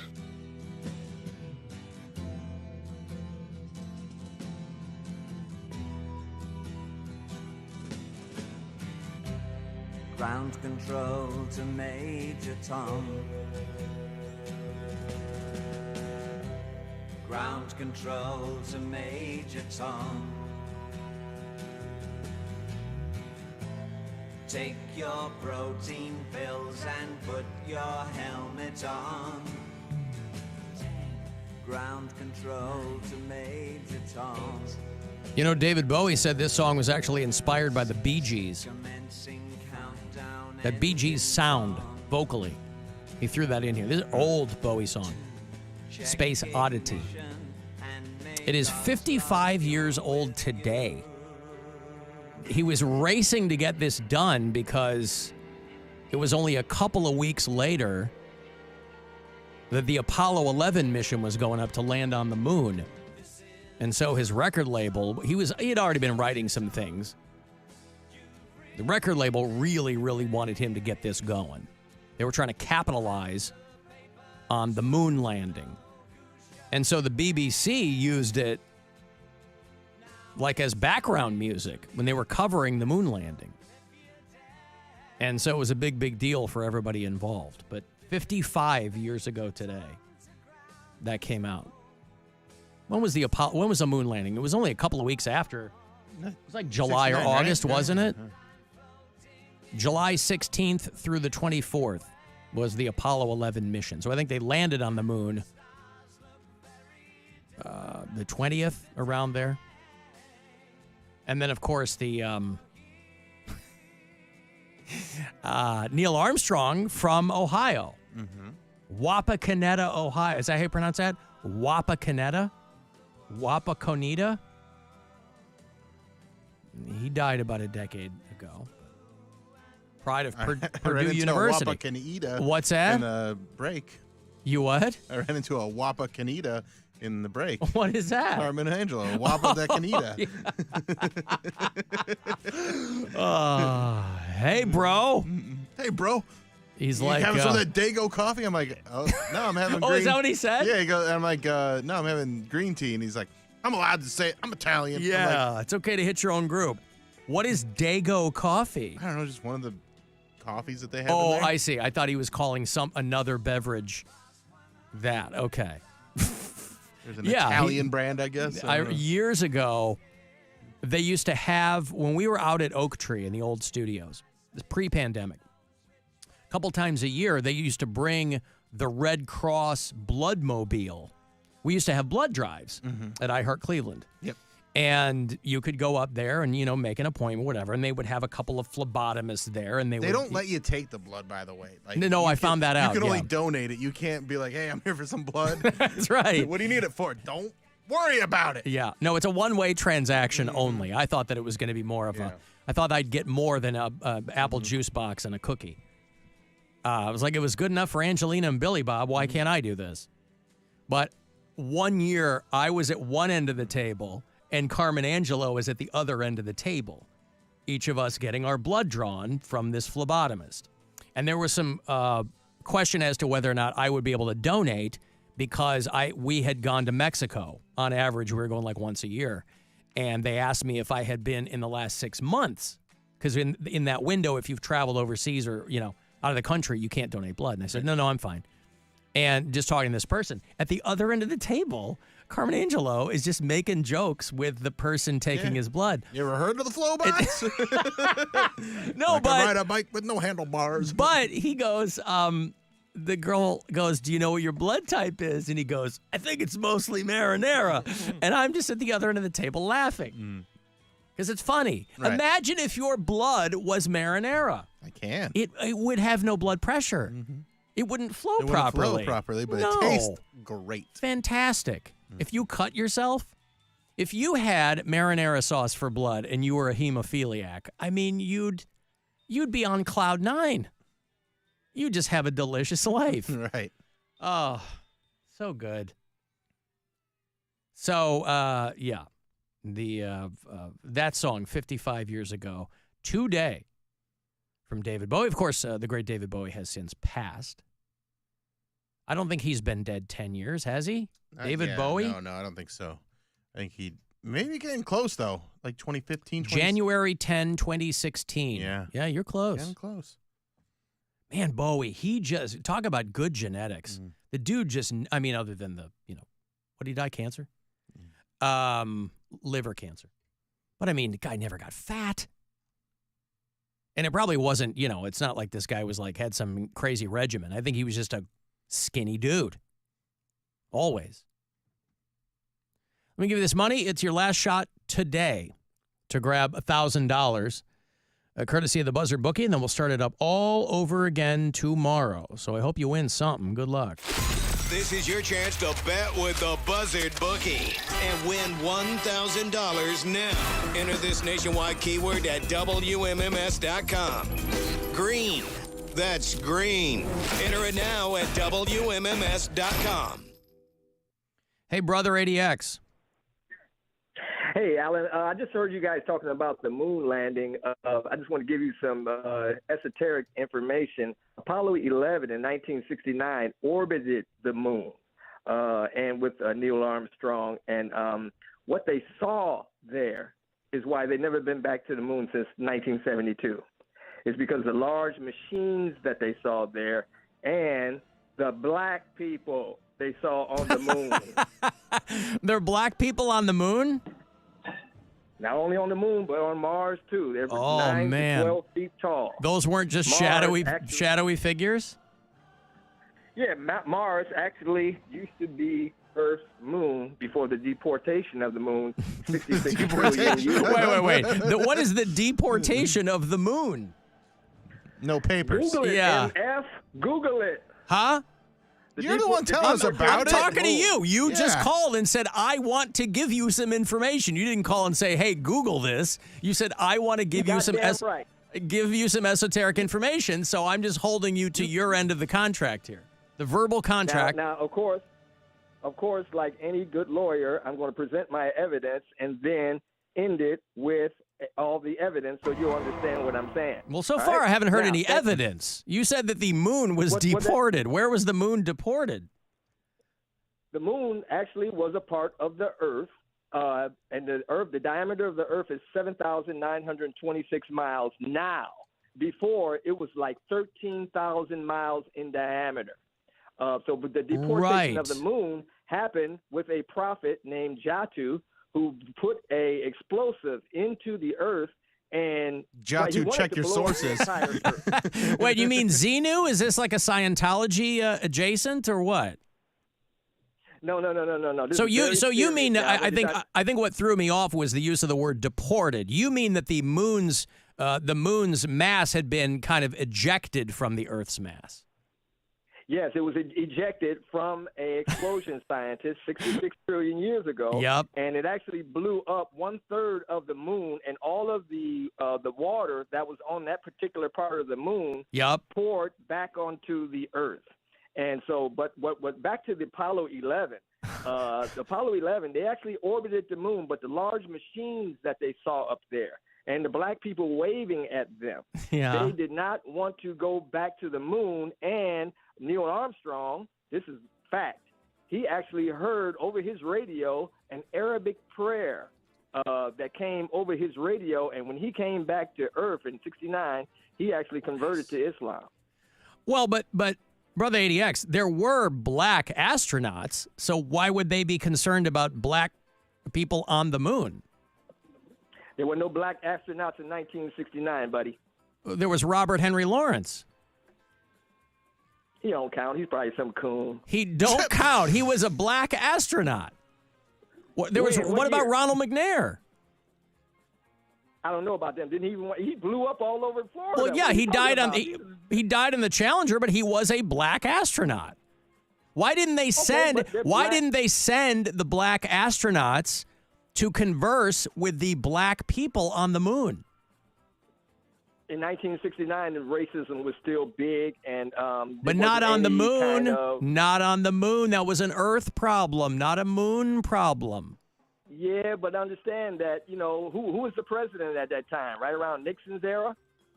Racist. But there was no president. Who was the president of the moon? America claimed they put the American flag on the moon. They were claiming to be on the moon. That's right. That's why I said Plymouth Rock landed on us. We didn't land on the moon. The moon landed on us. Yeah, but you can actually Google, and all of your listeners who listen on iHeartRadio and the Alan Cox Show, Google deportation of the moon. If you want me to spell it out for you, I will. DEPORTA. Yeah, I think we. Yep. You're right. Not a hard fifth grade. No, of course. Fifth grade. The deportation of the moon. I have to think that this is probably some kind of self-published Amazon publication, right? No. There are actually black scientists that will teach you about the deportation of the moon. Make sure you see Jabril Muhammad. He's one of the scientists that explains this on the deportation of the moon and the prophet that did this. Well, here's my question. Any astrophysicist could probably explain this theory, but since you are focused on black ones, why is Neil deGrasse Tyson not talked about this at all? Neil deGrasse Tyson, comes from a secular education, an American education. He does not come from the teachings of the Honorable Elijah Muhammad. Which right, is but you're talking about astrophysics, which is rooted in secularism, not in religion. Yeah, but astrophysics, all of that, and mathematics and all chemistry comes from the original black man. That goes back beyond 66 trillion years. Right, but but it's not rooted in religion or spirituality. It's rooted in science. Listen, religion is part of your whatever you do on a daily basis. If you drink beer and talk on the radio, that's your religion. What does this have to do with the deportation of the moon? We can go back to the deportation of the moon. What would you like to know? You know what? Don't worry. I'll Google it. I would like a beer. That's Brother ADX, thank you so much. You have you've clarified the whole thing for me. I do appreciate it. Boy, I'll tell you what. He comes in swinging with some stuff. He really makes you think. Doesn't he? I don't know. I didn't start today. He doesn't really make me think. He makes me. I didn't start the show today planning on thinking. Makes me. And then he comes in here is like, we haven't gone back to the moon because of the black people. I mean, this country, a lot of other countries have gone to the moon. And whatever you think about the United States of America, with respect to black people, they're probably having a better time here than they will in some of the other countries that have gone to the moon. China's been there, right? Yeah. Japan. Not all manned, but they've had things, right? Hasn't India gone to the moon? You think those countries are more habitable for black and brown people than these United States? They've all been up there.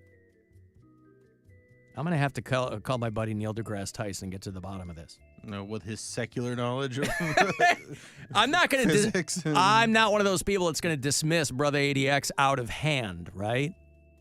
Something there. There's a kernel of truth in every fakakta idea. I don't know what the one is there, but the heroin probably helped Bowie's weight stay down. Well, listen, that was all hearsay and conjecture, right? I mean, as a younger man, yeah, probably. But this is a guy who that's probably the liver failure had something to do with that too, but this is a guy who, never got fat when he was young and doing H. I mean, Tom Petty died from a heroin overdose, and he was Also heavier not than... fat? Huh? Not fat, but he wasn't Slender Man behind a mic stand like David Bowie was. Mike in Parma pointing out that Neil Armstrong is the one who gets credit for saying once you see black, you never go back. Thank you, Mike. Another home run. The president of the moon, if I recall, somebody says, was Bootsy Collins. I think you are absolutely correct. When the mothership came down, it was Bootsy. There's also that other famous quote from Neil Armstrong when they saw the black people on the moon. He goes, "Hey, lock the doors." Hello, who's this? Randy. Hello. Yeah, hey, it's Randy from Akron. How you doing? Randy, how are you, pal? Pretty good. That last guy who's extremely interesting, I will give him that. I was waiting for him to say, like, is this an Elijah Muhammad Nation of Islam thing? And sure enough, it was. Of course. Because what it reminded me of was, you probably know this, Alan. I don't know how many of your listeners know this. I forget how long ago this is supposed to be.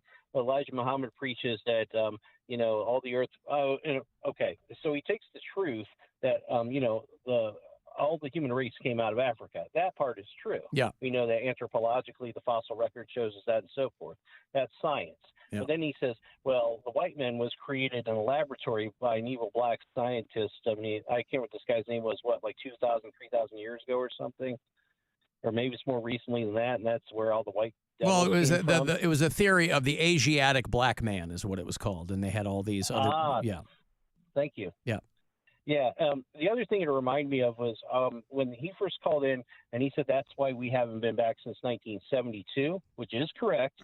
I thought he was going to say that's why we haven't been back. I don't know who was interviewing her, but you know that Candace Owens character who was associated with Ben Shapiro and so yes. forth? Yeah. I don't know if you caught this, but within the last year, when you think they can't surprise you, they managed to find like, oh, that was a new one. Somebody more moderate or on the left, I don't know who this gentleman was doing a good job of interviewing her and trying to debunk or get her like says, so you're telling me, says, what are you a flat earther? Says she thinks the moon landing was fake, and she goes, tell me something. He goes, so we were there supposedly in 1969. How come we haven't gone back? They said we did about half a dozen times. He goes, no, I didn't know that. So they claim to have gone back. It's like, yes, they did. So that was a new one on me. So I don't know if I have much else, but it just reminded me of that. There's a lot going on. There's a lot to unpack, as the kids say, Randy. Thank you. Okay, thank you, pal. There's Randy. All right, I got to take another break. If you want to text me for something, 35192. You can watch live if you like at alancoxshow.com. Listen anywhere on the iHeartRadio app. With a gleam in his eye, a grin on his beak, and a glorious golden mullet blowing in the wind, the buzzard rides. When the buzzards bite. A 2023 Harley, fit for the buzzard himself, can be yours. Yo, Cedar, join me this Saturday afternoon from 6 to 8 at the Solid Gold Lounge in Cleveland for your chance to win a key that can start the buzzard's bike from Budweiser and 100.7 WMMS. Your afternoon drive is brought to you by the Ken Ganley Auto Group, Ohio's #1 automotive retailer. Hey, it's Alan. Here's a riddle. How is selling a car like listening to me sing the Cars for Kids jingle? It gives you a headache. Seriously, who wants to deal with the hassle of selling a car? So donate your car to Cars for Kids. Cars for Kids makes car donations super easy. Give them a call, or better yet, donate online at carsforkids.org. That's cars with a K. Get a vacation voucher and a tax deduction. Call them now. 1-877-CARS-FOR-KIDS. Close enough. 1-877-CARS-FOR-KIDS. Or donate online at carsforkids.org. Febreze. So my home is also my office, and before I can focus, every room's gotta be clean. That means tidying up, then spraying my Febreze Air Mist.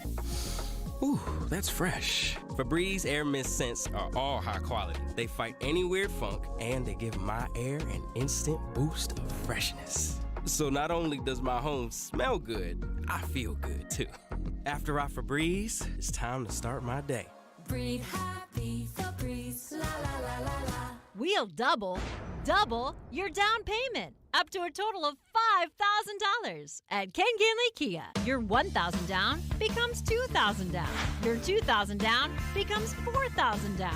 Your $2,500 down becomes $5,000 down. An offer like this is worth repeating.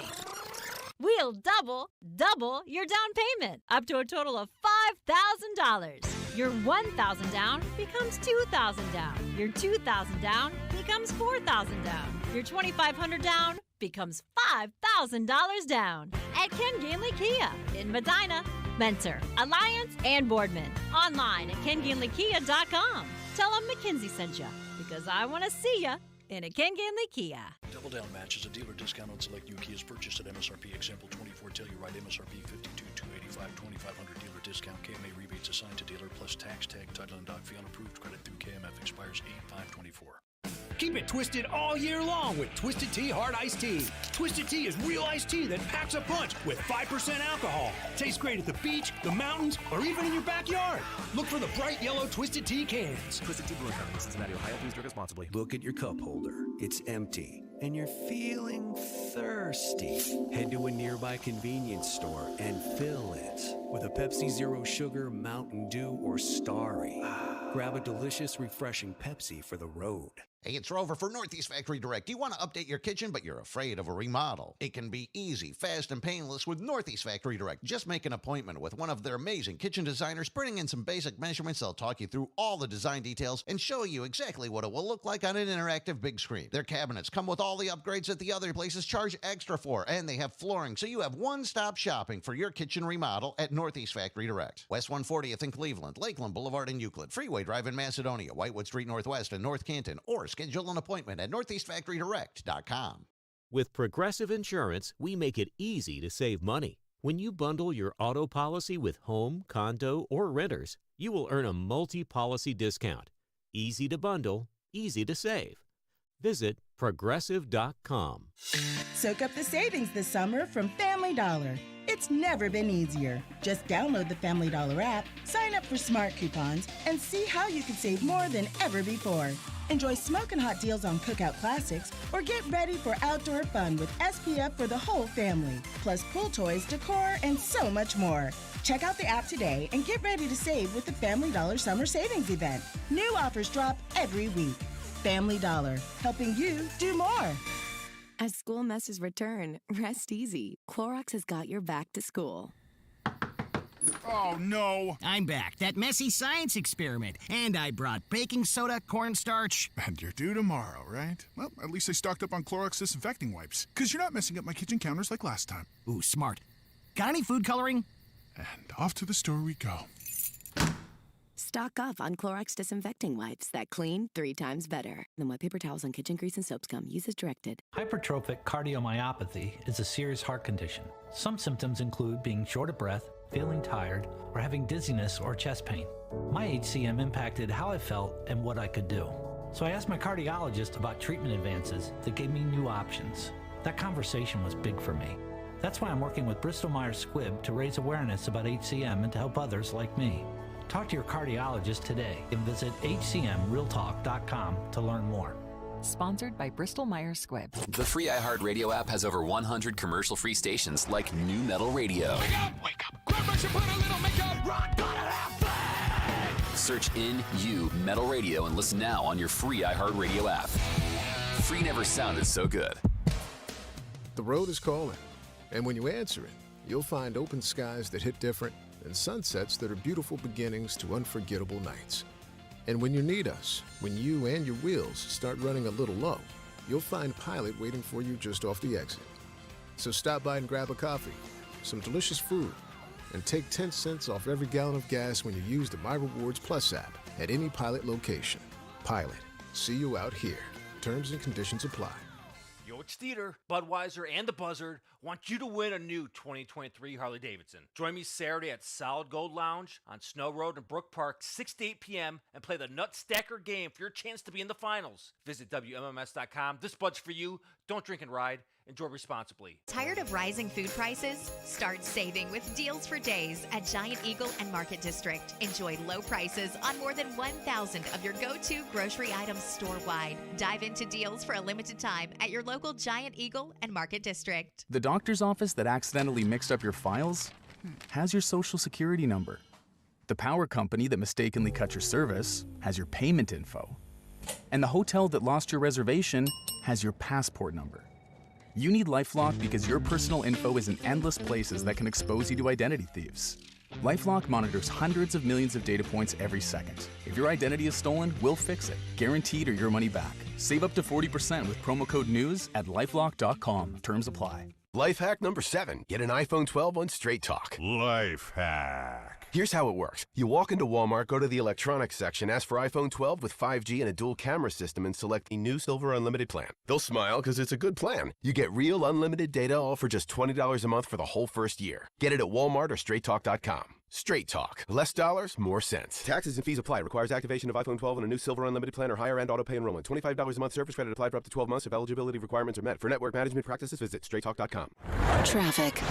From the Elk and Elk Traffic Center, if you were injured on the job, call the attorneys at Elk and Elk 1-800-ELK, Ohio. An accident being cleared on the Jennings Freeway North off-ramp to I-90 West. Traffic is heavy from Harvard-Denison. An accident on the right shoulder 90 East at West 25th Street. Elsewhere accidents. Ledge Road at Mosley Road in Geauga County. Route 306 at Taylor May Road. And in Richfield, Wheatley Road at Route 21, Brecksville. Jackie Roberts in the Traffic Center. This report is sponsored by Levin Furniture and Mattress. As the temperatures rise, cooling mattress prices fall at Levin. Get the guaranteed lowest prices on Tempur-Pedic Luxe Breeze mattress. And we'll deliver your Tempur-Pedic mattress next day or it's free at Levin Furniture and Levin Mattress.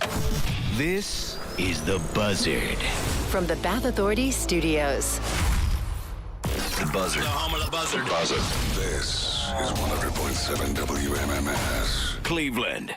Call the Alan Cox Show. Where's the best place in America to meet single girls and guys? 216-578-1007 or 1-800-348-1007. Boy, your Cleveland Guardians did not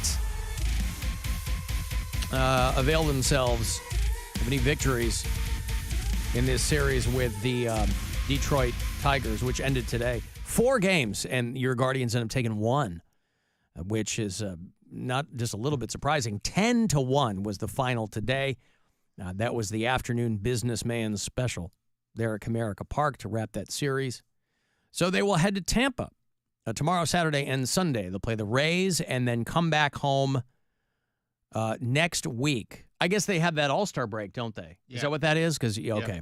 So their first game next week won't be until Friday. They'll do the weekend series here at home against the Padres, and then they will host the Tigers. That's another 4-game series against the Tigers. And then they go back for 2 more games like the next week. What's going on? Are these like rain-out games against Detroit? They might be. Wow. Well, anyway, plenty of chances for them to get their revenge in the Motor City. I was reading a story today. Boy, if you have any empathy at all for the animal kingdom, there in Australia, the authorities happened upon... You lost me at Australia because a lot of the animals there are scary. Scary animals. Well, what do they have? What's indigenous to... They've got the kangaroos or kangaroos, wombats. Koalas, wombats. But aren't those all adorable those are animals? The cute ones, but then they got the giant spiders and the weird... Oh, right. So many poisonous things in Australia. Well, you figure 3/4 of that continent are uninhabited, right? Or I should say uninhabited by humans. Right. So... all kinds of things that can kill you. But it feels like everyone's kind of staying on their side of the fence. Authorities happened upon 65 dead kangaroos. Illegal killing, a kangaroo massacre. There's got to be a good portmanteau for that. A local wildlife shelter had called wildlife officials about an hour outside Melbourne. They found 65 kangaroos. that had been shot or run over by vehicles. They said that a few of them were found alive, but they were in such bad shape they had to euthanize them. 65 kangaroos, gunshot wounds, injuries that they had been run over. Somebody went out there and had a field day. And I don't think that kangaroos are endangered, but I mean, something weird going on there. Because there are a lot of kangaroos. You know, out here we have like deer culling, right? They go, all right, boys, get out there and, you know, light up them deer. There's too many of them, too little food in the ecosystem or whatever. That's kind of what they got going on with kangaroos in Australia. There are a lot of them. But if you were to come across, imagine walking through a field and you come across 65 shot and run over dogs. That would be weird. Yeah, it'd be really upsetting. That'd be very upsetting.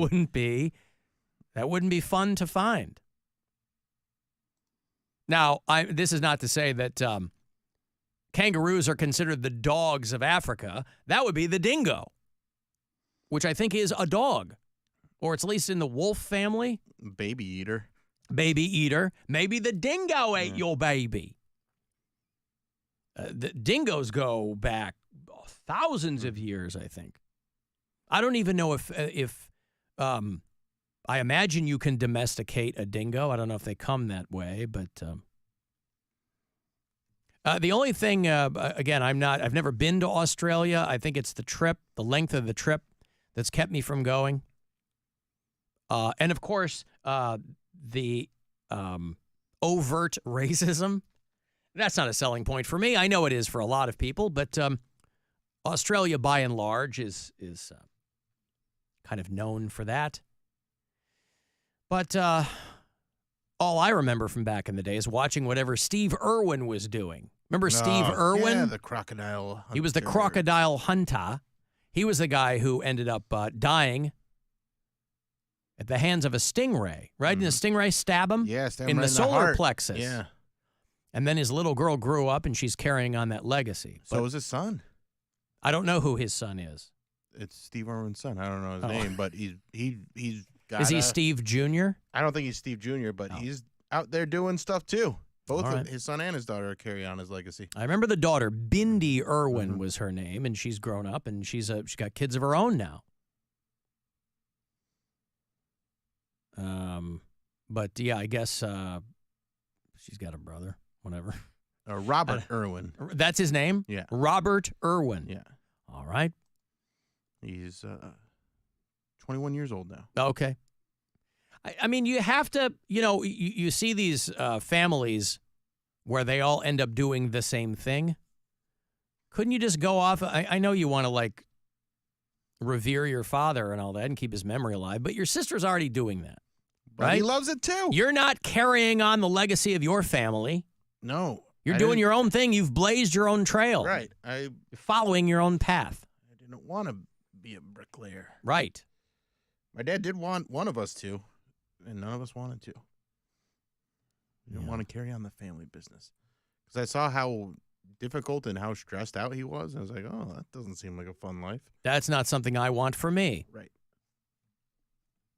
Well, that's why this, I feel like at least our white-hot appreciation of Haley Welch is waning. She's the Haw Tua girl.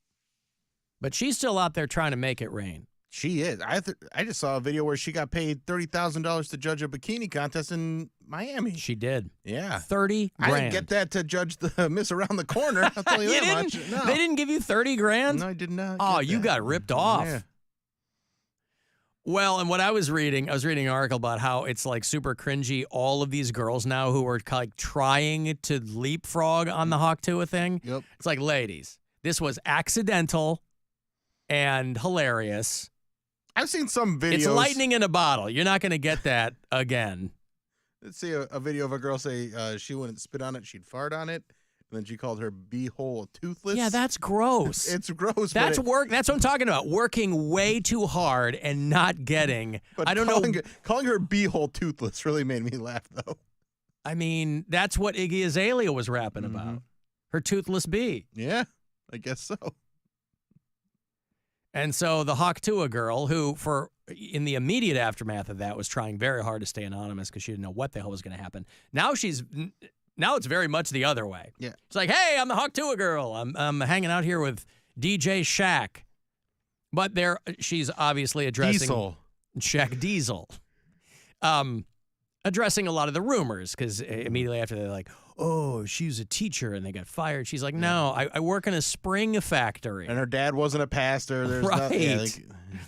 Yeah. But she is talking to people and telling them how her life has changed and what's next.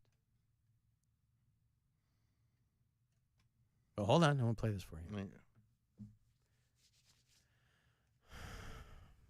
Yeah, just do this now is what I want to do. There you go. Come on, you can do it. And people are asking her, like, are you going to start an OnlyFans account? Like, what are you going to do? Because that's everybody's go-to now is, hey, when's the OnlyFans going to happen? But it's not for everybody because you still get the vibe from the girl that she's trying to, be cool. And things that have changed my life so far since all this has happened. Number one, I got over my stage fright. I sang in front of 80,000 people with Zach Bryan the other night, and I cannot sing for but I did it anyway. Number two, I quit my job at the Spring Factory, and so I don't have to eat Taco Bell all the time, but I'm still going to do it anyways. Number three, I actually have to get ready more than one time out of the week now. I'm not allowed to look like Adam Sandler anymore.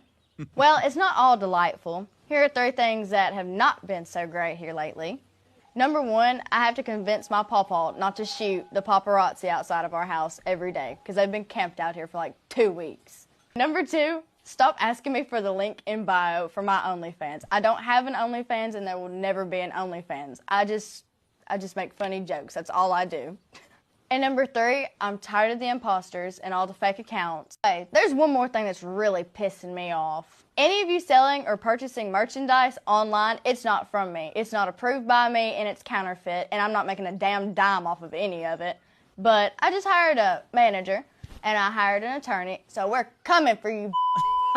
But don't worry, I'm launching my merch store very soon, and you'll be the first to know to get your official Haw Tua merch from me. Haw Tua merch. Did she have? I thought she already had official merch. She had, I think, like it's something incorporated. Something. Yeah, they threw her a hat in the video. And, yeah. But she still seems very sweet. She's like, oh, I was working at a spring factory. It's not like if you wrote her life story just based on what you think the stereotype would be. To the top. Yeah. She's working in a spring factory. Now, those are less fun than the summer factories. Those are really fun if you've ever worked in one of those. You ever worked in a factory type situation? Yeah. Yeah. Didn't love it. Well, if you're in it for a short period of time, if you know that it's transitional, you're kind of like, oh, yeah, it's okay. You meet great people, but it's always the people that you meet, and it can, in a strange way, be your motivation when you meet the people who've been there for 40 years. But they like what they do. And it also depends on what kind of factory you're working in. A spring factory sounds like there's constant potential for injury because you're making springs, which are coiled and metal and sharp, right? Something flies off the line, hits you in the eye, then you're not the Haw Tua girl anymore. Then you got one eye, and you're back at the spring factory. Well, that's why she's out of there. Because this isn't going to last forever. No, that's why she's got to make as much money as she can. Right. Strike while the iron's hot. And the hope is that you can be one of the rare ones that spins it into something that you enjoy doing that will make you money. Listen, if you do what you love, you never work a day in your life. Whoever said that's a liar. I like how she said, my dad is so far from a preacher. She didn't elaborate, but she's like, yeah, my dad's not a preacher. In fact, he couldn't be less like a preacher. You think whoever said, if you do what you love, you'll never work a day in your life was a liar. Yeah. I love what I do, but it's still work. It is work. Yeah. But not the kind of work, people who hate their jobs. Right. I've tried to impart this, obviously, because I have 2 older children and now I have a 3rd grader. I have tried to impart to my children what a fortunate situation I have created for myself, right? A lot of it's luck, but I'm like, anybody who gets to do something that they enjoy doing, you're breathing rarefied air, because it doesn't even have to be something of a public nature, because a lot of people hate their jobs. Mm-hmm. And that's like I was saying with my dad. He was very good at his job. He provided for us, but it was just so stressful. And but that was also a thing of his own making, right? Yeah. Yeah, he didn't get something handed down to him. Or there's a lot of people like running their dad's company. That wasn't your dad. No, he started his own company. A Right. lot of his brothers worked for him for a long time. He was kind of like, it was a family business in that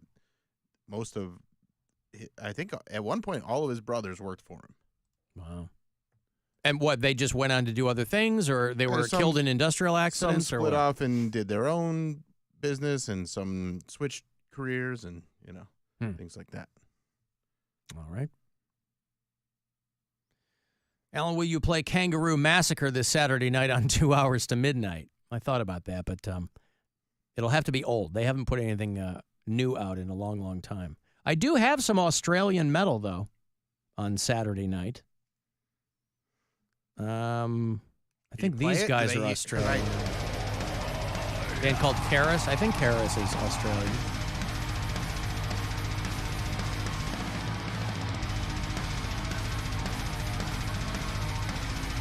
A lot of really good metalcore and black metal coming out of Australia right now. I don't know when the singing kicks in, but anyway, more where that came from on Saturday night. Our metal show. It's called 2 Hours to Midnight. We were off last weekend for the holiday, and so we were returning all pent up on Saturday. Me and Corey Roddick and Pat Butler. Alan, you forgot about the platypus in Australia. Oh, yeah. Is that indigenous to Australia? I don't know that I knew that. It's a weird-ass animal, too. All right. It's a real conglomerate of different animals. Huh. Don't make no sense, that platypus. Yeah. It's like a groundhog, but with a duck's bill, right? Yeah. Yeah. And it lays eggs, but it's a mammal, I think. And it doesn't have nipples. It's weird. Doesn't have... It doesn't have nipples. I don't Now, believe do you so. know this from your own personal experience? Or I've not from experience. I just read up on platypuses once. And I they used to see. have a joke about it. They're weird animals. Well, because when I was a kid, they were called the duck-billed platypus. And they can also like sense. They can like kind of sense like energy fields underwater. I don't know. They're weird. Right. They're very much in tune with their environment. But I mean, have they dropped the duck-billed part? Is that old school? No, I think that still goes. It still is. Okay. I wonder simply because I'm like, well, maybe after a certain amount of time, they were like, the duck-billed part is baked into the cake. That's a given. There aren't other, because it implies there are other kinds of platypuses. Sure. Yeah. Al and I work in a factory that is fairly new in Streetsboro, opened in 2019, and 100% the only reason I'm still there is the people. Yeah, well, that's a good reason to be there, right? It's a people factory? It's a people factory. Well, it's a spring factory, but the people are making the springs, and then the springs are making the people happy, I guess. Platypus is an egg-laying mammal. Yeah, the platypus, sometimes referred to as the duck-billed platypus. All right. So that's just like a fun nickname for it. Mm-hmm. And again, people text me, and your results will vary on the Australian racism, obviously. Somebody says Aussies are no more racist than us. I work with a lot of them. But then other people will text me and go, it's very covert. It's not overt. And New Zealand is even worse. So I don't, those are countries that obviously it's not like everybody looks the same. They have indigenous Aboriginal people and things like that. But I went to college with a couple of people from Australia, and they were like, yeah, it's not, again, results will vary. But maybe it is the same as here. What the hell do I know? I've never been. Again, I'd like to go. Platypus have venom? What? They have a venom. It's a wild animal, man. There's so many different aspects of it. Yeah, the male platypus has to immobilize predators?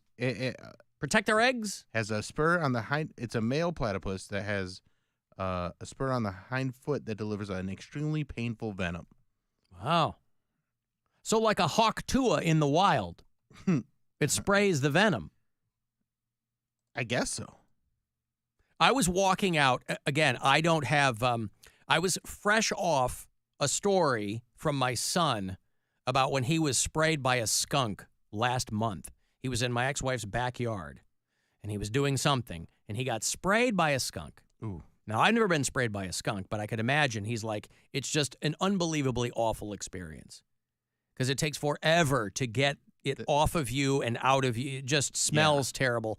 So anyway, about a week or so ago, I'm in my backyard, and I'm going to open the door to my gate to go out onto the sidewalk. And going across, it was like maybe 8:30 at night. And walking just very, in a very jaunty fashion, walking across the street was a family of skunks. There was one big one, and then 3 or 4 small skunks following along, like underneath, the hem of the garment or whatever. And I stood there. I didn't want to move because I didn't know how fast they were. I didn't know if they heard me, if skunks come after you. I didn't know if they were active or passive. I didn't want to get sprayed. But I was curious. So I kind of walked up and watched them go along the perimeter of my fence until they kind of hunkered down by a tree. But I was like, because I don't know what you do. The old wives' tale is that you had to take a bath in tomato juice or something, but that doesn't sound like, I don't know anything. There's got to be a modern remedy for that. Let's see. But I did not want to get sprayed by a skunk, and I have no experience with them, so I didn't want to even make a move because I was like, I don't want it to be like the movies where the thing turns its head, and then chases you. I don't know if skunks chase. I don't know anything about them. If you do get sprayed by a skunk, this is how to neutralize the smell. 1 quart of 3% hydrogen peroxide. Oh, God. Well, I got plenty of that lying around. 1/4 cup of baking soda and 1 to 2 teaspoons of liquid dish soap. And that'll neutralize the smell. All right. Well, I again, I don't know if I need those things on hand because you don't see skunks that often. Right. It's annoying that skunks are so cute. They're adorable. They're so cute. Yeah. But then they stink. Of course, the late Richard Jeni, fantastic comedian, had a special called Platypus Man. That was his first HBO special. Of course, he was end up killing himself. Yeah. But I don't know if one had anything to do with the other. I remember when he shot that special. He shot it. I thought you were going to say, I remember when he shot himself. No, I think I do. Oh, well, I thought he hanged himself. Well, when he killed himself, I don't remember if he shot her. Oh, okay. Himself. But I remember I was at Hilarities when I found out. Yeah. And Nick was just beside himself. Yeah. He was in The Mask back in the day. He was so funny. So funny. But I remember when he shot that special, I think at, not at Zany's, one of the clubs that used to be in Chicago, I think is where he did it. I'm going to break here. Want to get the last word in? Send a text, 35192. I think you're getting the Corey Roddick experience tonight at 6:30. Guardians are done for the day, so we'll return after these. It's the Alan Cox Show. Everywhere on our free iHeartRadio app. Or whatever smart device you have. Just tell it to play the Alan Cox Show on iHeartRadio. This is Doug Gottlieb. Here's what's trending from the iHeart Sports Network. Presented by AutoZone. The Guardians are heading out of Detroit as the losers of 3 of 4 games. Today's finale was so bad, catcher Austin Hedges, he had to pitch 2 innings. Will Brennan returned to the Guardians lineup today after coming off the injured list. Gabriel Arias was sent to AAA to open that roster spot. And the Wimbledon women's final is set now after Jasmine Polini and Barbara Krejcikova won semifinal matches today. I'm Scott Davidson. It's time to say goodnight to that check engine light. with the free AutoZone Fix Finder service. It'll help troubleshoot the likely cause of your light for free, so you can drive with peace of mind. Restrictions apply. Get in the zone. AutoZone.